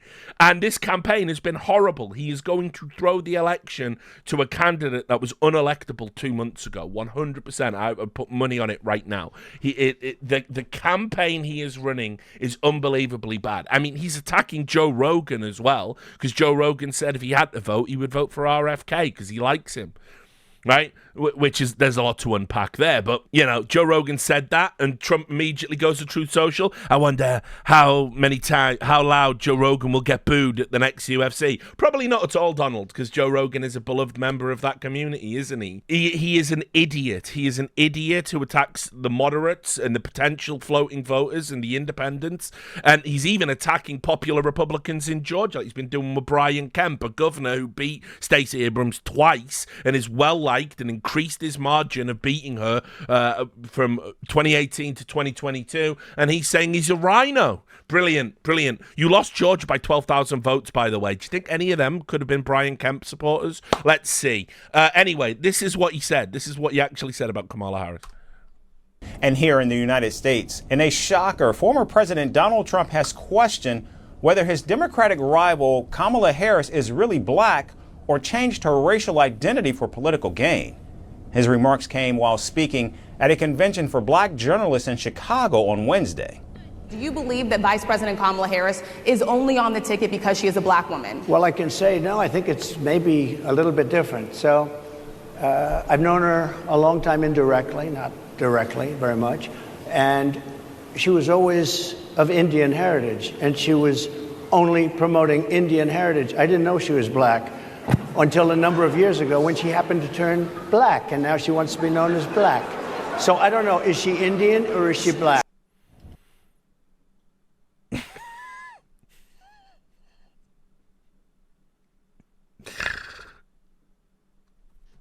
So, you fact check that one. He is a ridiculous character, and like I say, by the way, people blame his advisors for this. They say, oh, it's his advisors are giving him bad advice. No, it's him. It's the candidate, guys. Wake the fuck up. It's him. It's anyway. So Harris is black and Indian. This is the fact check. Her father, Donald Harris, is a black man who was born in Jamaica. Shamala Gopalan, her mother, was born in southern India. Harris has spoken publicly for many years, including in a 2019 autobiography about how she identifies with the heritage of both her parents. And you can see, despite ample evidence to the contrary, social media users are making erroneous claims about Harris's race. I said on the previous Substack exclusive episode, Belly of the Beast, that there are some issues among black voters. They did these talking head vox pops where they went out to talk to voters, and there were some black voters who said, I don't really consider her black. I don't think she's had a traditional black experience. Something I don't agree with, but that's the perception among certain niches of the community. They went to a black barbershop, by the way. The hilarious clip, I will include it at some point. They sent a white journalist into a black barbershop to ask them what they think about Kamala Harris in a 45-minute segment, and he turns up wearing a jacket with a Michael Jordan t-shirt on, trying to blend in. It's like, fuck me. You're beyond white, mate. What are you fucking doing? Anyway, it's hilariously embarrassing. But yeah. The reality is you don't need to identify as one or the other. Why would you? That's ridiculous. I mean, there were similar criticisms around, other biracial political figures, like, oh, you're black when it suits you, but white when it's expedient as well. And I just think it's just like it's the poison in American politics. This divisiveness that we do. We think of being black and white as these two separate jars of political power, and we have to appeal to one and appeal to the other. And it's like, I'd never liked the term when they say, oh, he's polling well with black voters. Like, black voters are American voters. Yes, they are black. Yes, they have a different cultural background, a different heritage, but still Americans fundamentally. And when you start putting people into like ghettoization and pigeonholing people and assuming a black person must think like every other black person, they're a monolithic entity, I don't think it's helpful or productive. I've never liked it. It's actually a grotesque aspect of American politics. We don't do that in the UK. We don't go, oh, black voters. We don't do it. You will never hear this terminology when we're talking about who's going to do well in a race. It just doesn't come up. Even with black candidates, it doesn't come up. We don't talk about it. It's very, very limited. And even then, we might say, oh, well, black community, that kind of thing. We don't really talk about it in such explicit terms. It's like really disgusting. Anyway. So there you go. There's that. Then this was hilarious. Harris got a start by having an affair with a married man, California politician Willie Brown. If I remember correctly, she had an affair with a 60-year-old man who was very prominent in politics. He was like a former mayor of San Francisco, very important, influential person. He was 60. I think she was 29 at the time or whatever. And obviously, there's a lot of people who've made an assumption that given the age gap and given his position, it was a quid pro quo, for some sort of influence down the line. Now, no one's ever explicit about what that would be, what that job would be, what that quid pro quo would be. But regardless, she did sleep with the dude, and he was married. Some people might not like that. I don't give a fuck. But Associated Press decided we'll get ahead of that as well. This is missing some important context. Brown was separated from his wife during the relationship, which was not a secret.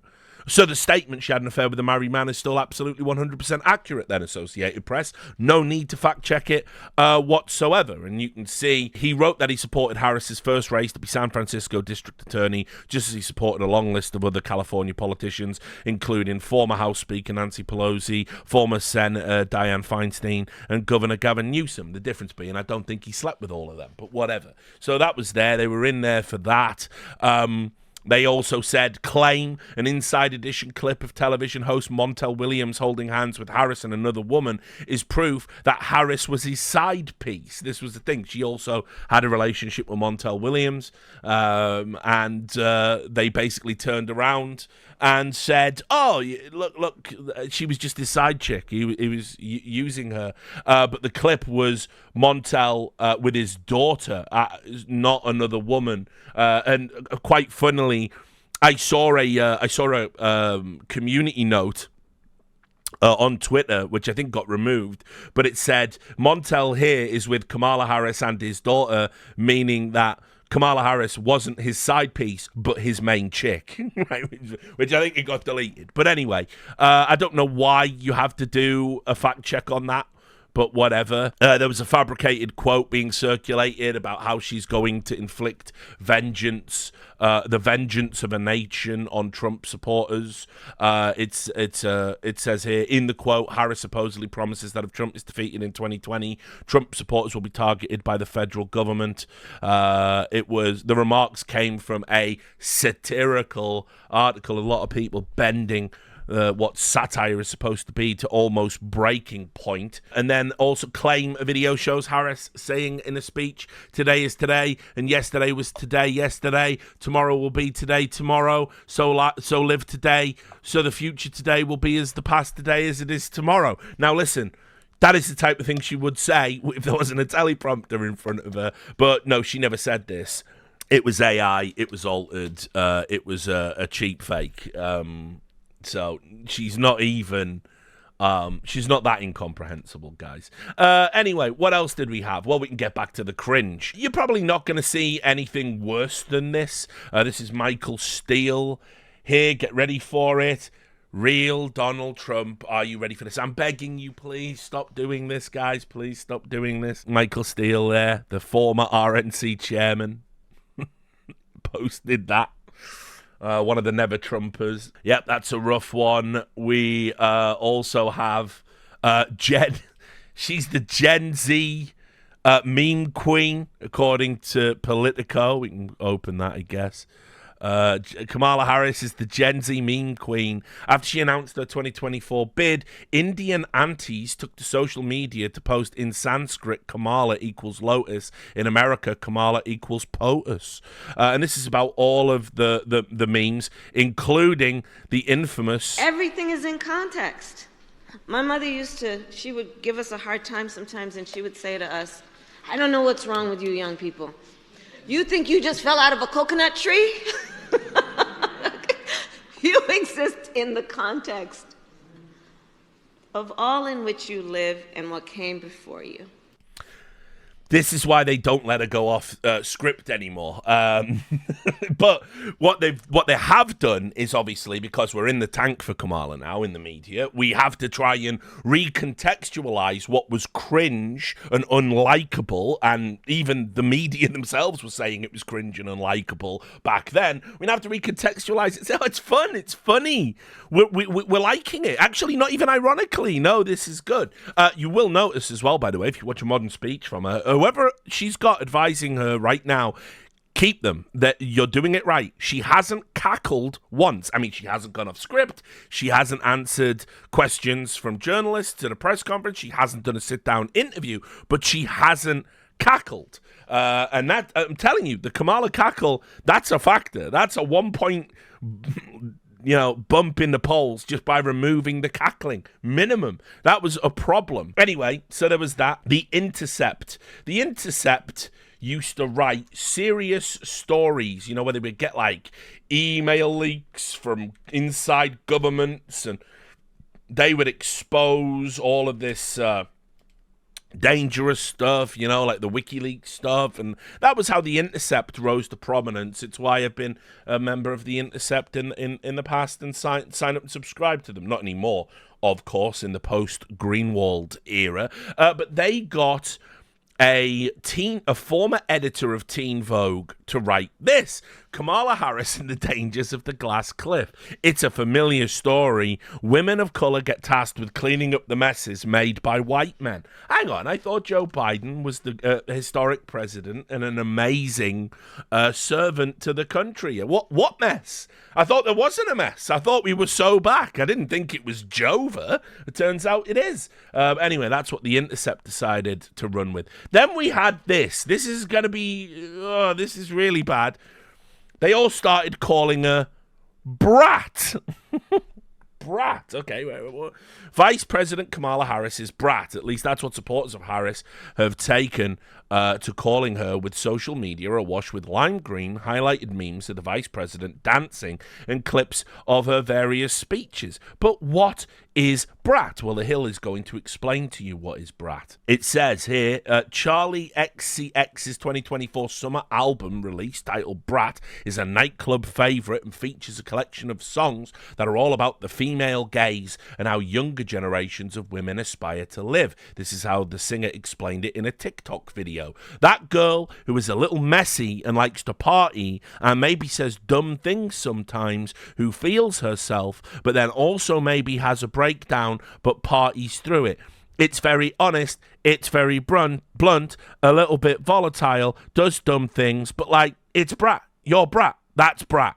Many have taken Brat to be the opposite of the perfect girl image that women are faced with on social media.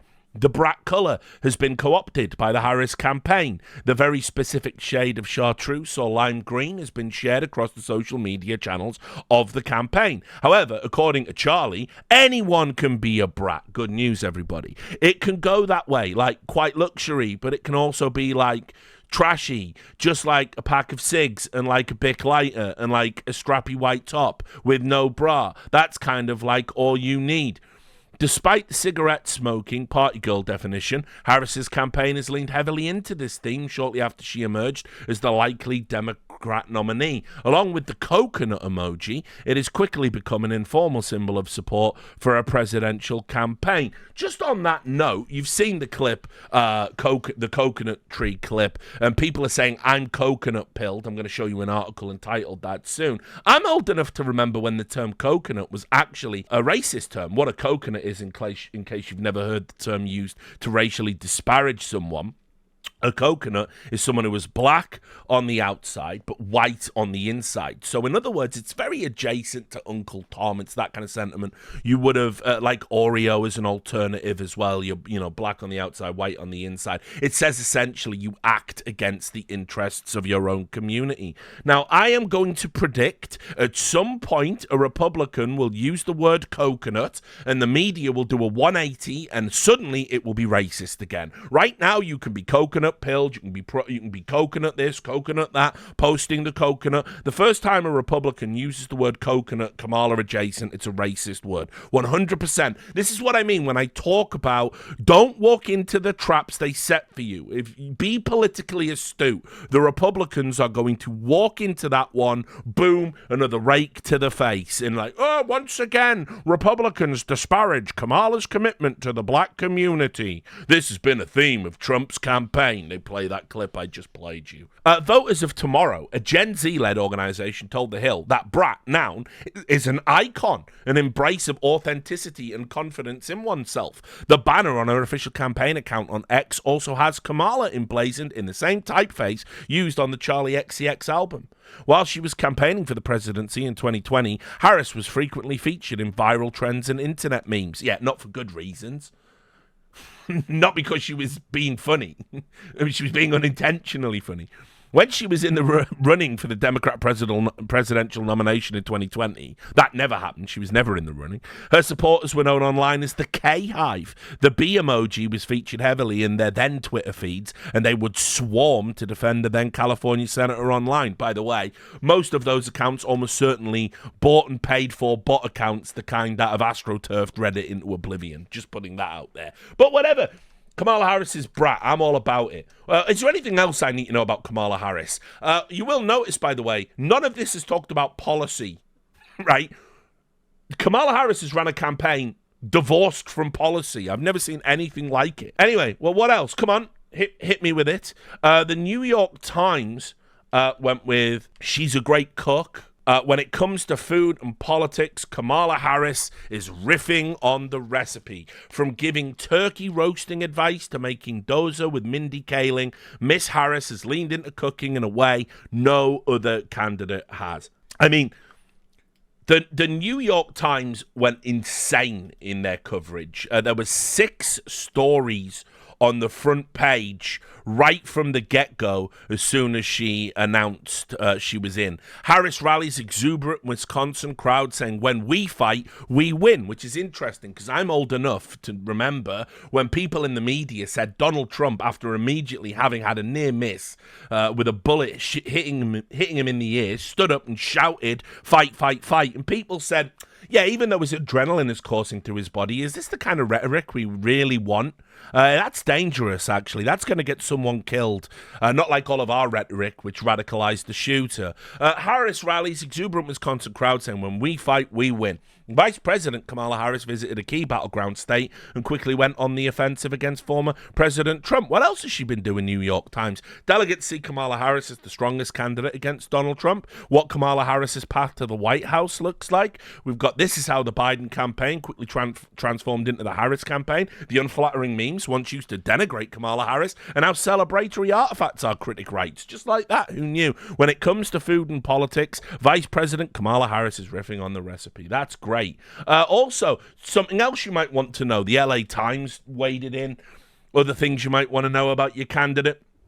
Kamala Harris is a cook, and she knows her LA restaurants. Will it help her win? Well, it shouldn't, because I'm not voting for a fucking food critic, am I? I'm voting for the president of the fucking United States. Yeah, the problem with the popularization of cuckoldry on the internet is, where I'm from in the world, a cook is a cook is a cook. And I would say cook and cook exactly the same way. You're a cook. Who's in the kitchen? A cook. That's what I would say. What you now have to sort of say is kook, I guess, which also then lends into people being kooky. A kook is indeed a kooky, a weird, a strange person, but at least it's not someone who sits on a chair watching their partners get railed. So I just don't know what we do with this anymore, right? Like, it's a mess, guys.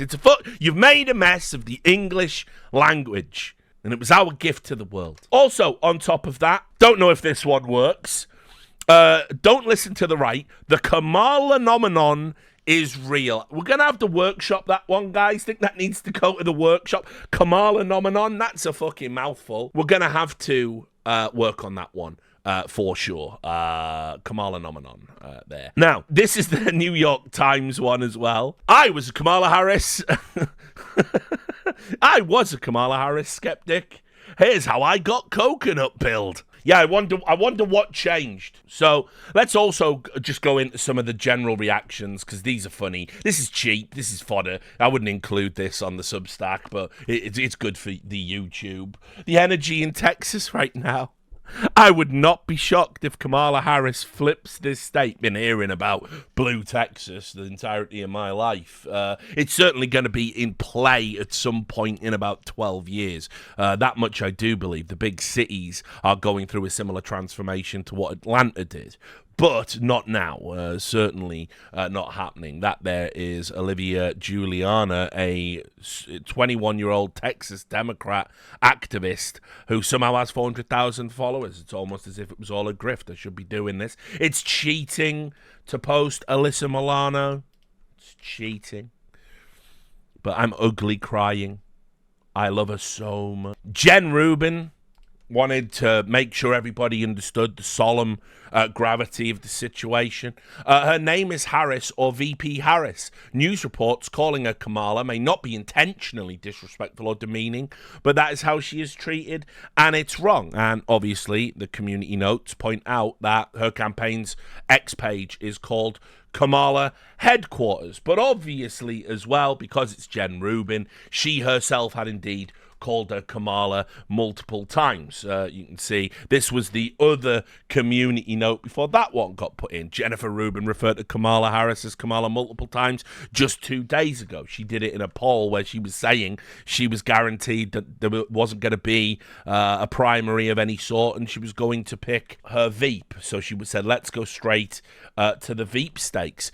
Semaphore ran with this, just in case you were under any doubt about how in the tank the media is for her. Kamala Harris has spent the last 2 years as vice president repairing a difficult relationship with the national media, an investment that paid off when her sudden ascent came with a wave of positive coverage. It's like, guys, don't boast about this. You really shouldn't kind of put this front and center. Anyway, there was some other things, some things that had a bit more of a sinister kind of contingent to it. There has been this retconning of history, and that's what we're going to get into now. These are just some small, quick little hits. This is a government transparency website called GovTracker, deleted pages of her voting record where she was named, because they had a scale on it, you know, kind of like a Rotten Tomatoes Metacritic aggregator, a scale of it as to how conservative and how liberal they were. And her voting record presented her as being the most liberal senator, which obviously, if you're conservative and you don't like the liberals and you hear that, I mean, you're already not voting for her anyway, so I don't know how much it would move the dial politically. Maybe there's some independents that would be like, ooh, liberals. Don't really know if that's true. But anyway, obviously, they pulled that record just in case it could be weaponized for the purposes of attacks. They said it was an error, as you're going to see. A lot of these errors happening right now in tech websites that all seem to go one way. It's 2015 all over again. It's a miracle. Then the other thing that we had was the Minnesota Freedom Fund. For those who remember, Kamala Harris promoted and tweeted out a fund that was designed to pay the bail of people that committed crimes in not just in Minnesota, but I mean specifically at the time she tweeted it out, it was during the George Floyd riots. And obviously, again, this can be weaponized as an attack. But now it's that thing that we all remember that happened. We're now retconning it and saying it didn't. There was this here. This is Trump falsely accuses Harris of donating to the Minnesota Freedom Fund that bailed out dangerous criminals. And this was the article saying that he lied about it. Now they're trying to go on a technicality. They're saying she only promoted it. She didn't donate. On the June 1st, 2020 at 3:34 p.m. Minnesota time, Kamala Harris tweeted, "If you're able to chip in now to the Minnesota Freedom Fund to help post bail for those protesting on the ground in Minnesota," and the tweet contained a donation link, and the tweet's still up. It's still there. It's a matter of record that it's still there. So look, yes, did she donate? I guess we'll never know, but she certainly promoted the donation link. I think it's kind of splitting hairs. Maybe we can say, no, Richard, accuracy matters on that one. It's right to call Trump out on that bullshit. But that isn't the vector for the attack. The political attack isn't that she gave money. It's that ultimately there was, for whatever you want to think about it, these are just the facts. There was a type of activity, a type of criminality that was essentially treated very differently to other types of criminality because it was predicated on a protest about police brutality. Maybe you think that's justified, maybe you don't, but ultimately political figures, they get attacked on anything that makes them look not neutral, and they try and appear neutral because they have to govern for everyone, but we all know there's inherent biases. I mean, look, all you need to remember is you couldn't gather publicly during the COVID era because it would have been a super spreader event. But the Democrats told you to go to your local Chinatown to stop Asian hate and stop supporting Donald Trump at the height of the virus spreading throughout New York. And they also said, oh, if you're protesting, then it's fine actually, because the protesting supersedes matters of national health, but your business, visiting your grandma as she dies in a sterile hospital surrounded by strangers, those things just don't make the cut, unfortunately.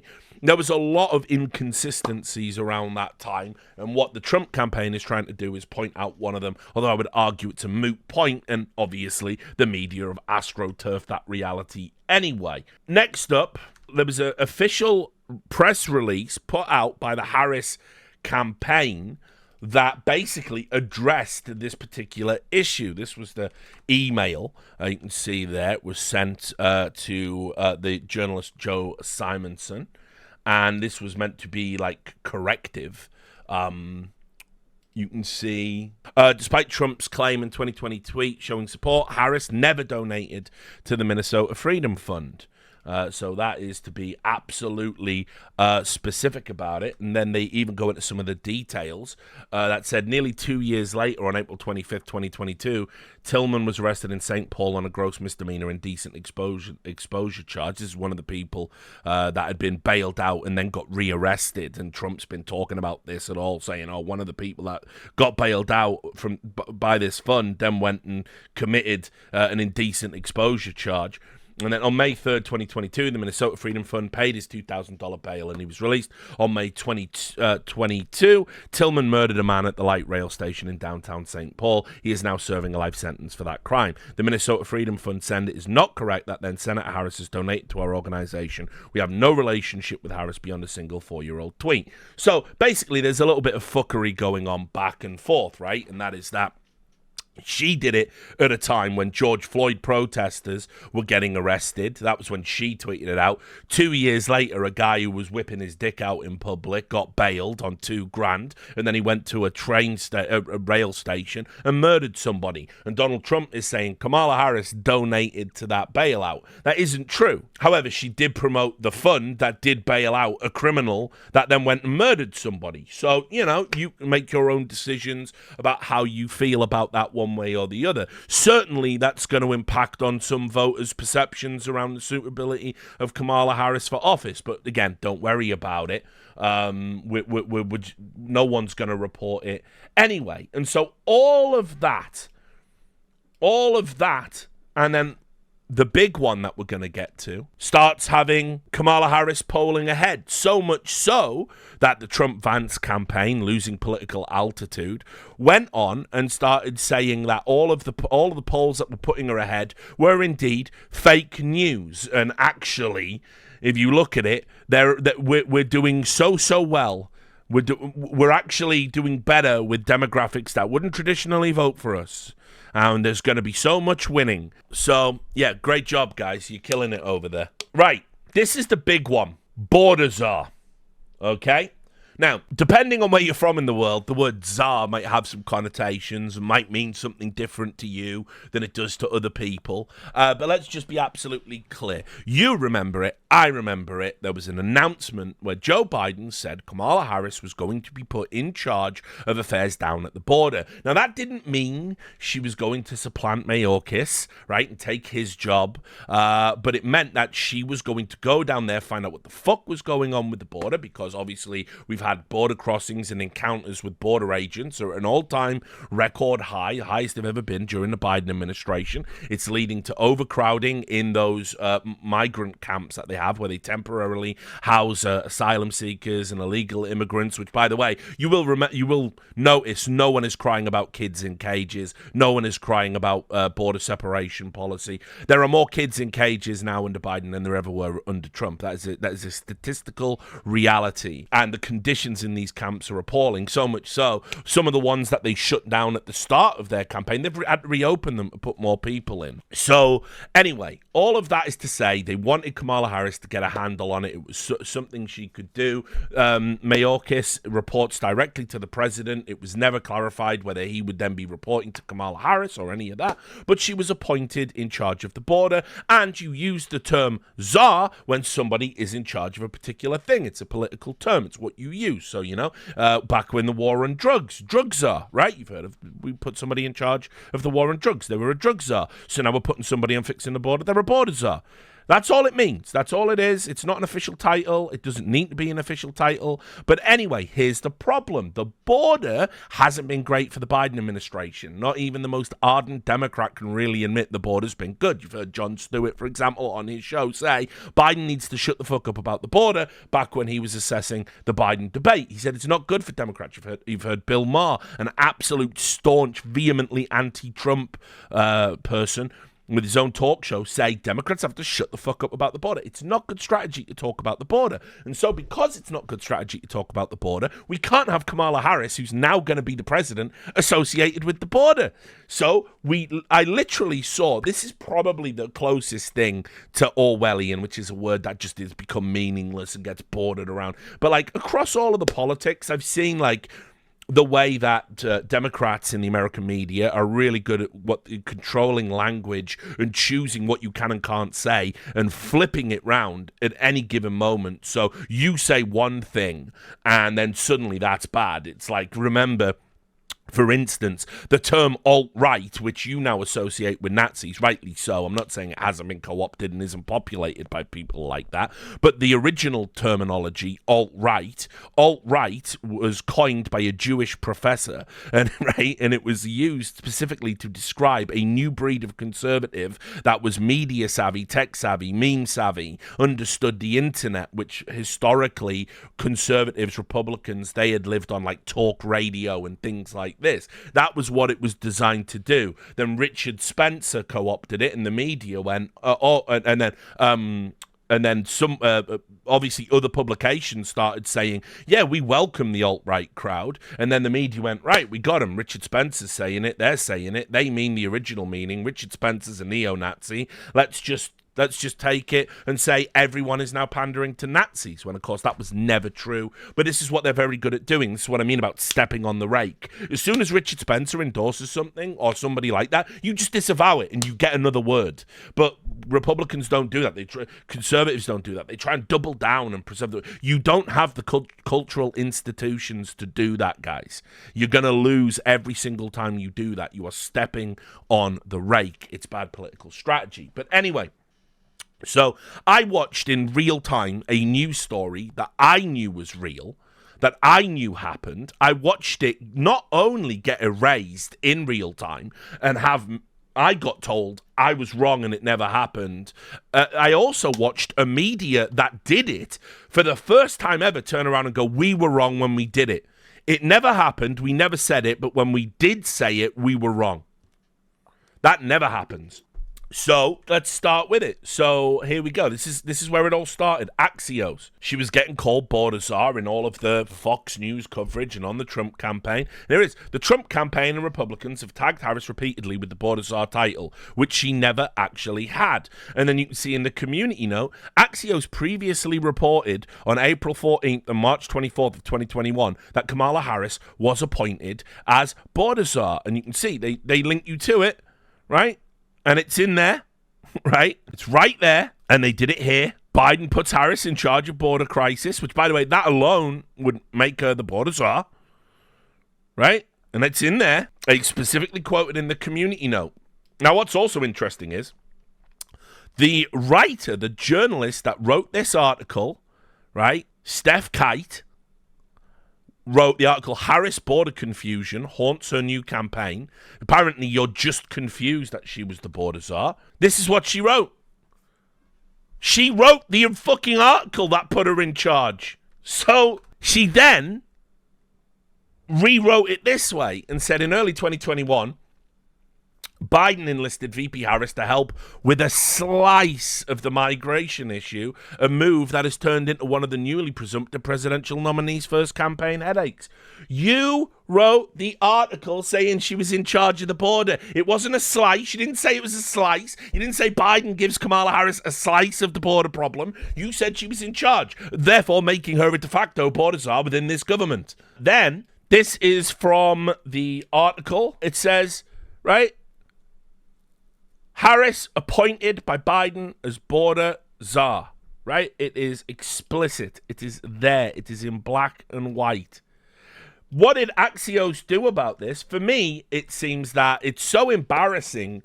What you have to do is you have to kind of do a mea culpa and say, okay, actually, you know, we are going to acknowledge that maybe she was the border czar. All of our reporting says it. Everyone's reporting at the time says it. It's not inaccurate. I'm going to prove to you, by the way, that the term border czar was even used in official government documentation. But no, they didn't. What they did instead was they put an editor's note out saying that when they wrote it the first time, they were wrong. I've never seen anything like this. They went back and corrected reporting from years ago. That was just a matter of record, so we could get in line with what Kamala Harris needs politically right now. This article has been updated and clarified to note that Axios was among the news outlets that incorrectly labeled Harris as a border czar back in 2021. I'll also add, just to show you how fucking crazy it got, she was there on Wikipedia, border czar, right? And then, because you know what comes next, Wikipedia sleuths fight over whether Harris was the border czar. Yes, all the operatives that have fucking hijacked Wikipedia all had to turn around and go, oh no, we got to delete it because we were wrong, and Axios is saying they're wrong, so if we're basing it on that, then we got to change it. She can't be border czar. It's got to go. I mean, that's just a Wikipedia classic. But here's the other thing. This is an official border resolution from Congress, okay? On congress.gov. Right, let's read it. Resolution. Expressing the sense of the House of Representatives that Vice President Kamala Harris should be removed from her position as the head of the Biden administration's strategy to address the root causes of migration.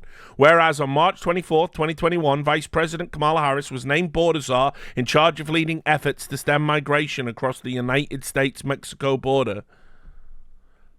How does this not get corrected then? How does nobody at the time, in 2023, when this was put forward, How does that not get picked up and corrected and someone go, no, she was never border czar, actually? Nobody corrected that in 2023. She just was the border czar in 2023. Fine. This is all fine. Then there was reporting as well on the New York Post. Federal agents instructed to clear streets of migrants and put on a show for the border czar, Kamala Harris, in her only trip to the border back in 2021. Because, yes, you're going to hear Donald Trump and J.D. Vance say she was the border czar and she never went to the border. She went once. She did go once. Then, good old Newsbusters, a site I do recommend you follow. I get a lot of people always ask me, where do you...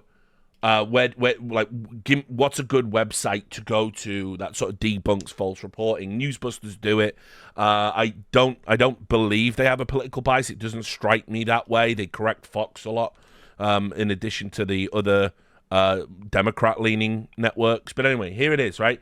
This is side-by-side clips of the media calling her the border czar when Biden was in the race, and then changing their minds and saying she wasn't the border czar, and that never happened when she became the nominee.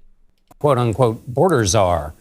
Vice President Harris was not a border czar. Meantime, Vice President and border czar Kamala Harris facing some backlash. What he said about Harris and immigration was not true. She was never appointed border czar. And this will be her first visit to the U.S.-Mexico border region since she was appointed as the border czar by President Biden. People gonna have to counter the misinformation. You already hear folks talking about the border czar. She wasn't the border czar. President Biden tapped Kamala Harris, Vice President Kamala Harris, to be the border czar. Now, she wasn't the border czar. That's what Republicans labeled her. They were very critical of Kamala Harris, especially in her role as border czar. Now what she's up against is folks lying about her border record, calling her a border czar. Kamala Harris, who was appointed as the border czar. The Biden team didn't declare her the border czar. They wanted her to work on kind of the root causes of immigration. There has been so much criticism against Kamala Harris. You know, she was the border czar. Calling her sort of the border czar, which wasn't necessarily the case. So the border, if they weren't planning to address it in a major way, do not make her your border czar. She met with some of the Northern Triangle countries, but nothing has effectively changed. So there you have it. And by the way, they could have dragged that on for like another 5 minutes. Border czar was the nomenclature that was used to describe Kamala's role in addressing the root causes or whatever else he was fucking doing down at the border.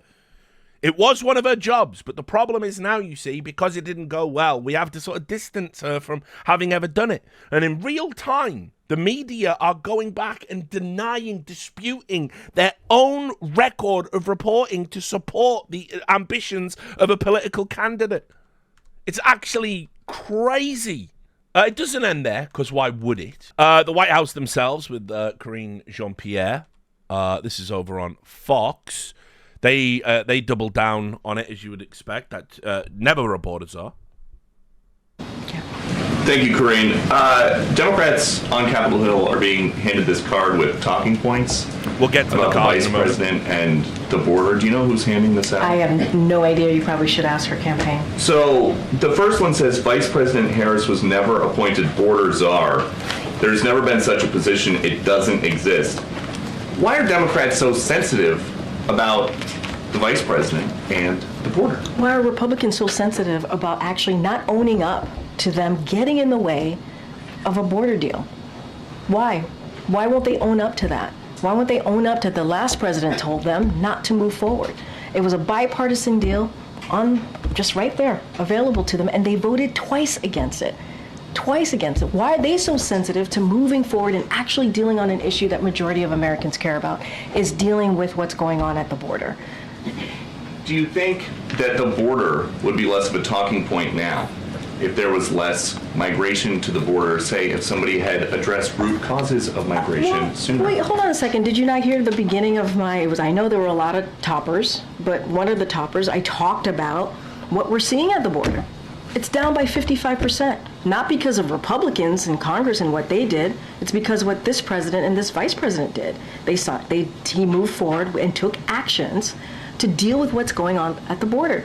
Republicans continue to block getting resources to the Border Patrol agents. They continue to block actually dealing with an immigration system. So yes, we are going to debunk the false characterization of the vice president, she was not a border czar. And it's not just us. Independent fact checkers have said the same thing, that did not exist, and that is not true. Independent fact checkers, yes, totally independent. But you did hear Pete Ducey there. He did say, Kayleigh McEnany now joins us in studio, and no, won't be listening to that. You did hear him say that people were handing out cards, right? That the journalists had been given cards with talking points on about Kamala Harris. And Karine Jean-Pierre is saying, the White House has nothing to do with that. It's Kamala Harris's campaign. But by the way, when you look at the card and you look at the correction of she was never the border czar, which we've just seen in that supercut from Newsbusters, it does get a little bit weird, doesn't it? Right? This is the card. A journalist posted this online. Vice President Harris was never, in capitals, appointed border czar. There has never been such a position. It doesn't exist. Border czar title was invented by Republicans, and the press repeated it. It was not asked to lead on the admin's immigration or border enforcement policies. POTUS tasked her to lead admin's diplomatic root causes strategies in Central America, not border policy. Tasked with addressing push factors driving migrants to flee these countries. Secure private sector investment, promoting democracy and economic opportunity, and $5 billion in private sector investments. Role focus on changing conditions in other countries, not the U.S. border. Border crossings by migrants from Guatemala, Honduras, and El Salvador, the countries in Vice President Harris's root causes portfolio, have decreased dramatically in recent years. You see, she wasn't the border czar, but she did go to the border, and she did actually fix the border, if we just count these countries. So, wake up, sheeple. In 2023, they made up 22% of all border crossings, down from 41% in 2021.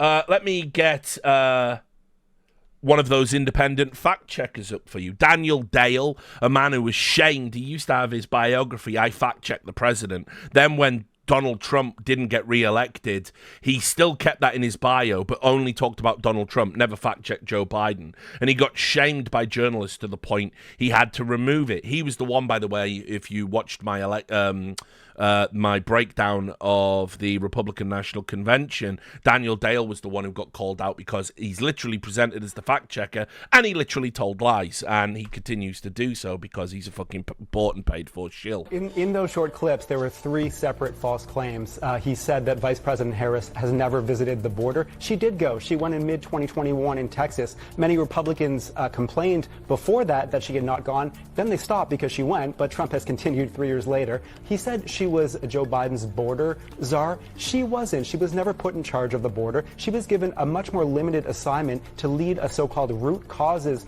diplomatic effort trying to address the reasons in Guatemala, El Salvador, and Honduras that people choose to migrate. Now, many Republicans scoff at this kind of fact check. They're like, there were a bunch of articles back in 2021 that called her border czar. Frankly, those articles were wrong. And if you look at CNN's own coverage, not to toot our own horn, but you'll see that the White House and Harris's office consistently, as early as early 21, pushed back on that framing. And then Trump also said Harris has allowed 20 million people to stampede in. Aside from the question of her own responsibility, that number was way too high. There have been about 10 million so-called border encounters at the southern border under Biden, and not all of those are individual people. So, I mean, look, lots to unpack. Like, imagine calling yourself a fact checker and kind of pushing this kind of propaganda. Obviously, look, I said it. It is a lie to say she never went. Should the border czar have gone to the border more than once in 3 years? Probably.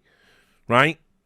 Probably. We saw CNN there, the network he's lauding. We saw them in the Newsbusters clip. They also used the term border czar. So, and also, hey, 20 million's a lie, but 10 million's fine. And Harris isn't responsible for any of it, because remember, she was never border czar. I don't know. It kind of feels a bit too neat for me. There was also, let me see if I can find some other bits and pieces for you here. Obviously, the media went out and, did their thing. You can see the Time also published an article. Kamala Harris was never Biden's border czar. Here's what she really did.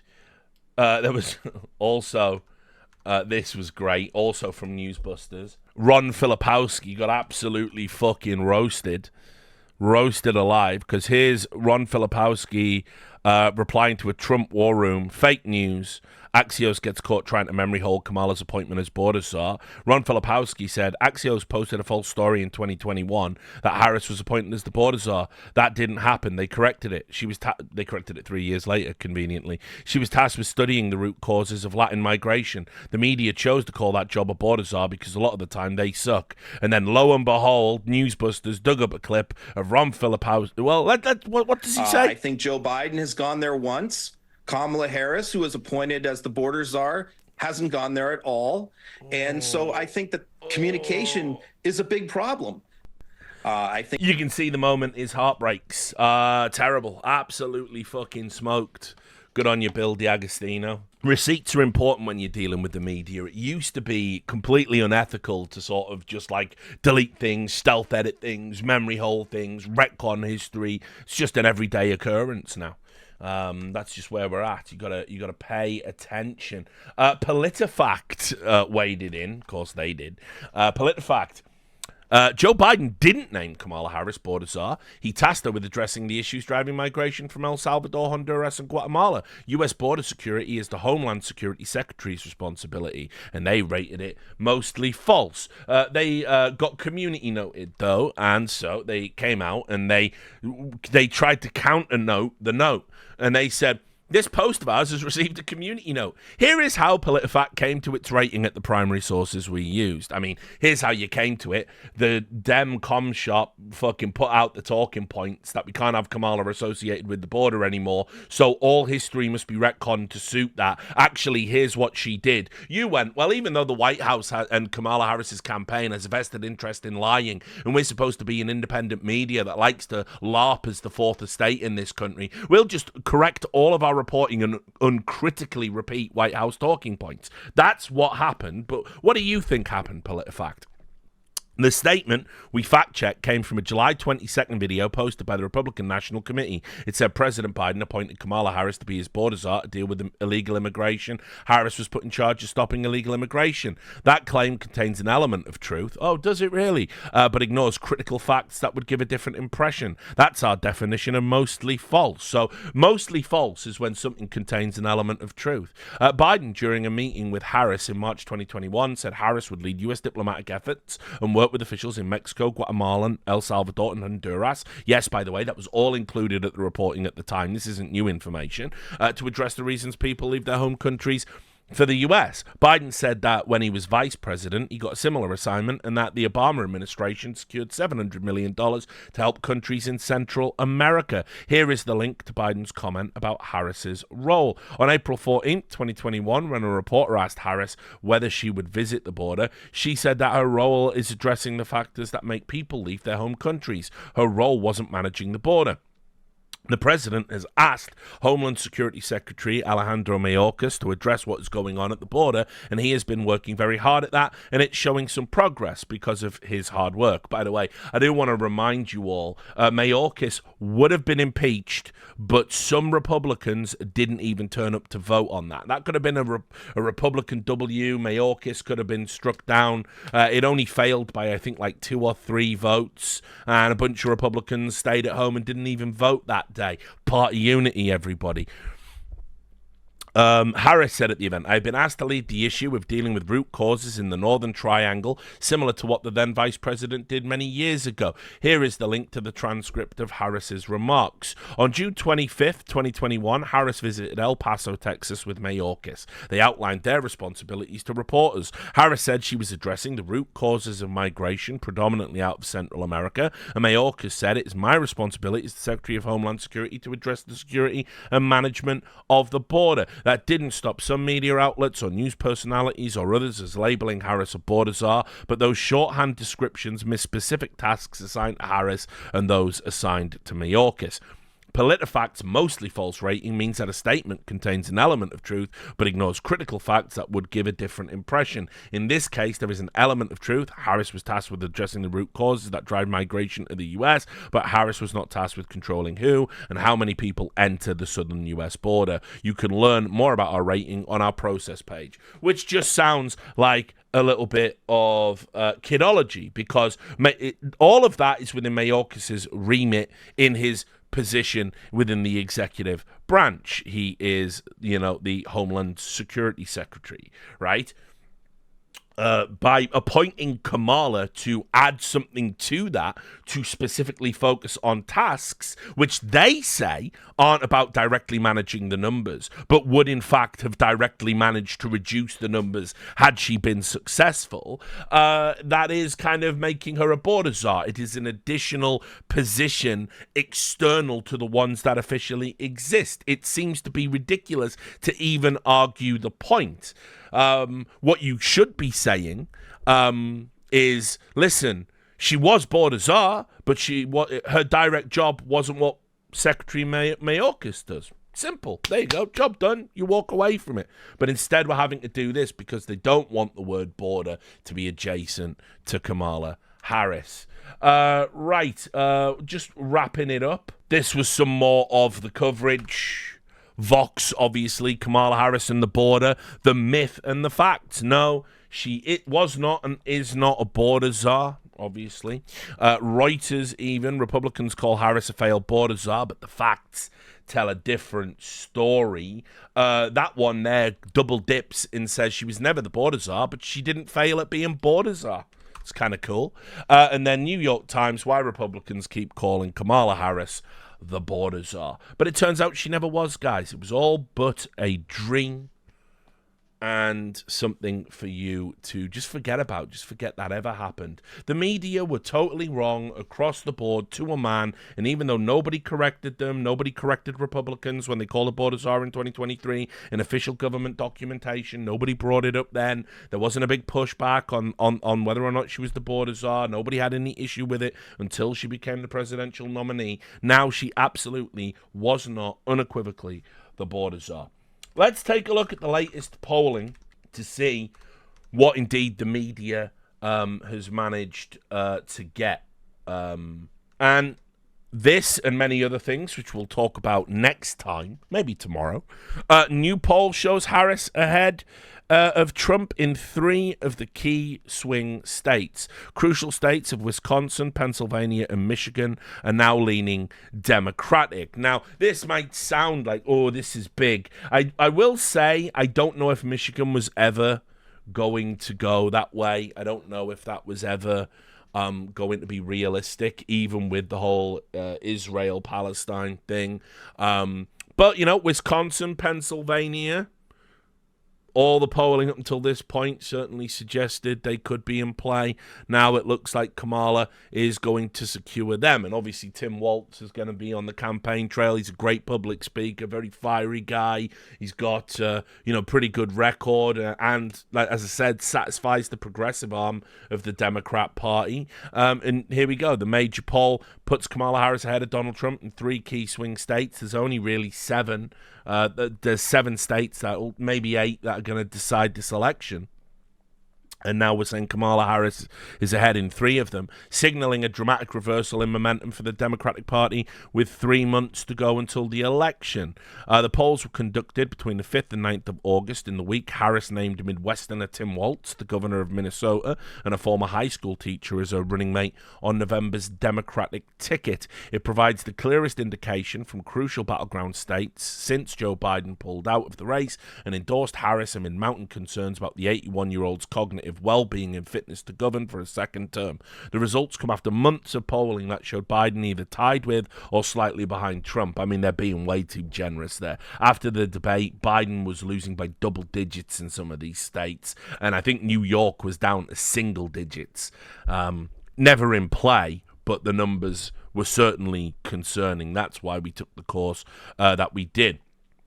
While only a snapshot, Democrats will probably be heartened to see that 60% of the surveyed independent voters, who always play a major role in deciding the outcome of the race, said they were satisfied with the choice of presidential candidates, compared with 45% in May. The swing appears to be largely driven by evolving voter perceptions of Harris, right, which is what this whole episode has been about, who has been praised for her positivity and future-focused stump speeches on the campaign trail. In Pennsylvania, where Biden beat Trump by just more than 80,000 votes 4 years ago, her favorability rating has surged by 10 points since last month among registered voters, according to Times Siena polling. And so there it is. It's working, guys. The media are pulling for Harris in a very, very big way, completely in the tank, and it's working. You know, it's like a lot of it is politically astute strategy. As I said, she hasn't even talked about her positions. The positions she's been nailed down on, she's immediately flip-flopped on. You know, in 2019, she said she's going to ban fracking. Now she's saying she won't ban fracking. She's saying if elected president, she's going to get tough on the border and fix the border. You're vice president now, and the borders are. Why aren't you fixing the border now? But journalists know you can't ask these questions, because if you ask these questions and for some reason she was then to not get elected and we got a second term of Trump, you would be the reason, and then that would mean no more parties for you, no more cocktail parties, no more New York Times bestseller lists for the book deal, maybe not even a book deal, maybe not even a network job. And so the media are just going to stand back and say, listen, you just go with it. I even saw an article, I think, let me see if I can just get it for you right at the end. Yeah, over on the Hill. This is it. This is essentially what the media actually just want Kamala to do. This is why they're not going to ask any questions. They're never going to grill her too hard. Keep it simple, Kamala, and just ride the wave to victory. And we'll help you keep it simple, because we are never going to be there to question anything, and anything that's politically convenient from the past, we can just make go away, pretend never happened, or reframe in a favourable manner. By the way, lots of that going on with Tim Waltz, which we'll get into next time. So, that is the live YouTube, Twitch version of Belly of the Beast. Now, I'll be honest, yes, there's going to be some overlap. It's always going to go to the Substackers first, and they're going to get content you're not, and they're going to get it more frequently than you do. It's definitely worth subscribing to the Substack. I think for the sake of completion, we might put these videos up there as well. But be under no illusion, the Substackers are going to get the priority content because they're subscribing to the Substack. They're paying for it. You guys are getting the rundown, the trickle down for free. And that's how that works. So that is it. That was the episode. Now tomorrow we will be going into all the other stuff. There's lots of other clips I want to get into. I think we will do a breakdown of Trump at that National Association of Black Journalists, how Trump is kind of stalling on the campaign, how the media attacked J.D. Vance for using the phrase childless cat ladies and spread a lie about him fucking a sofa.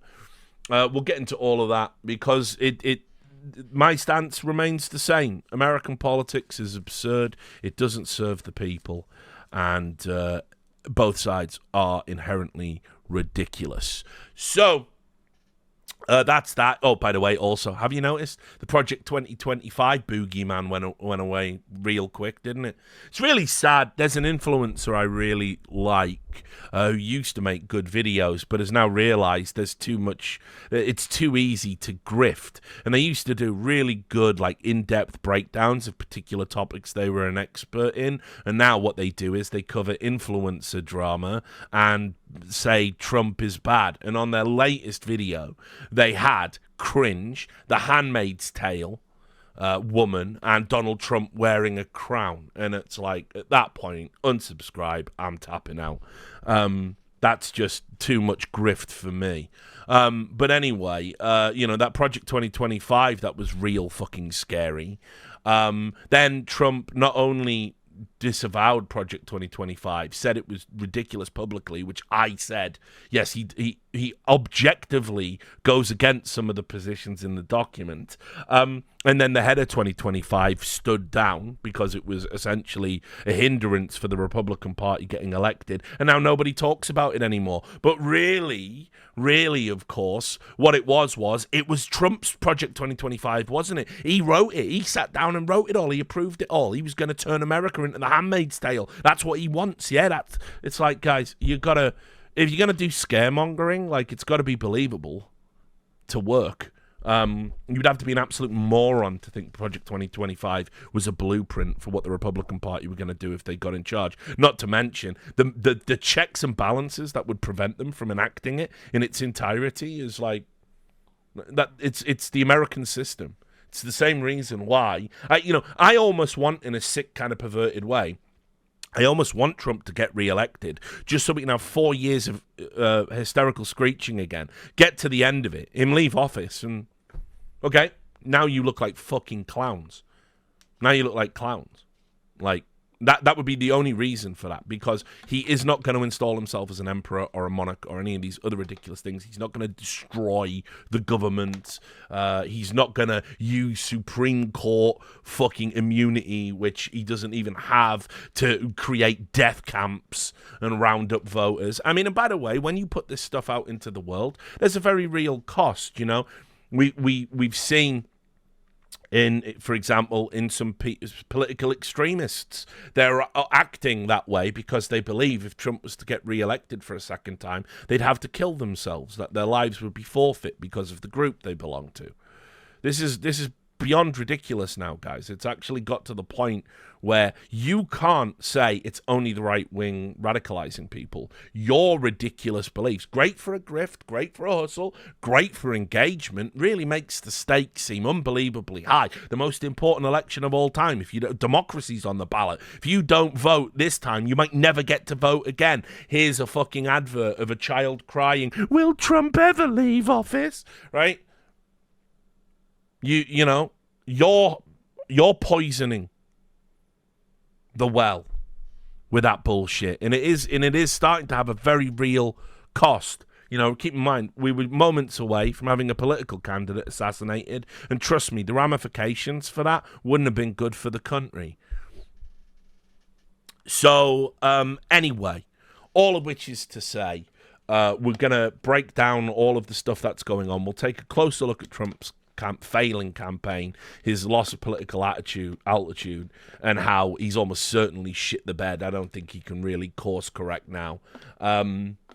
We'll get into that. I know it's a long way to November, but Trump's campaign just feels like a balloon, you know, with a tiny little hole in it, and you're just watching it deflate at the wrong time. So yeah, that's that. That was the Belly of the Beast YouTube/Twitch edition.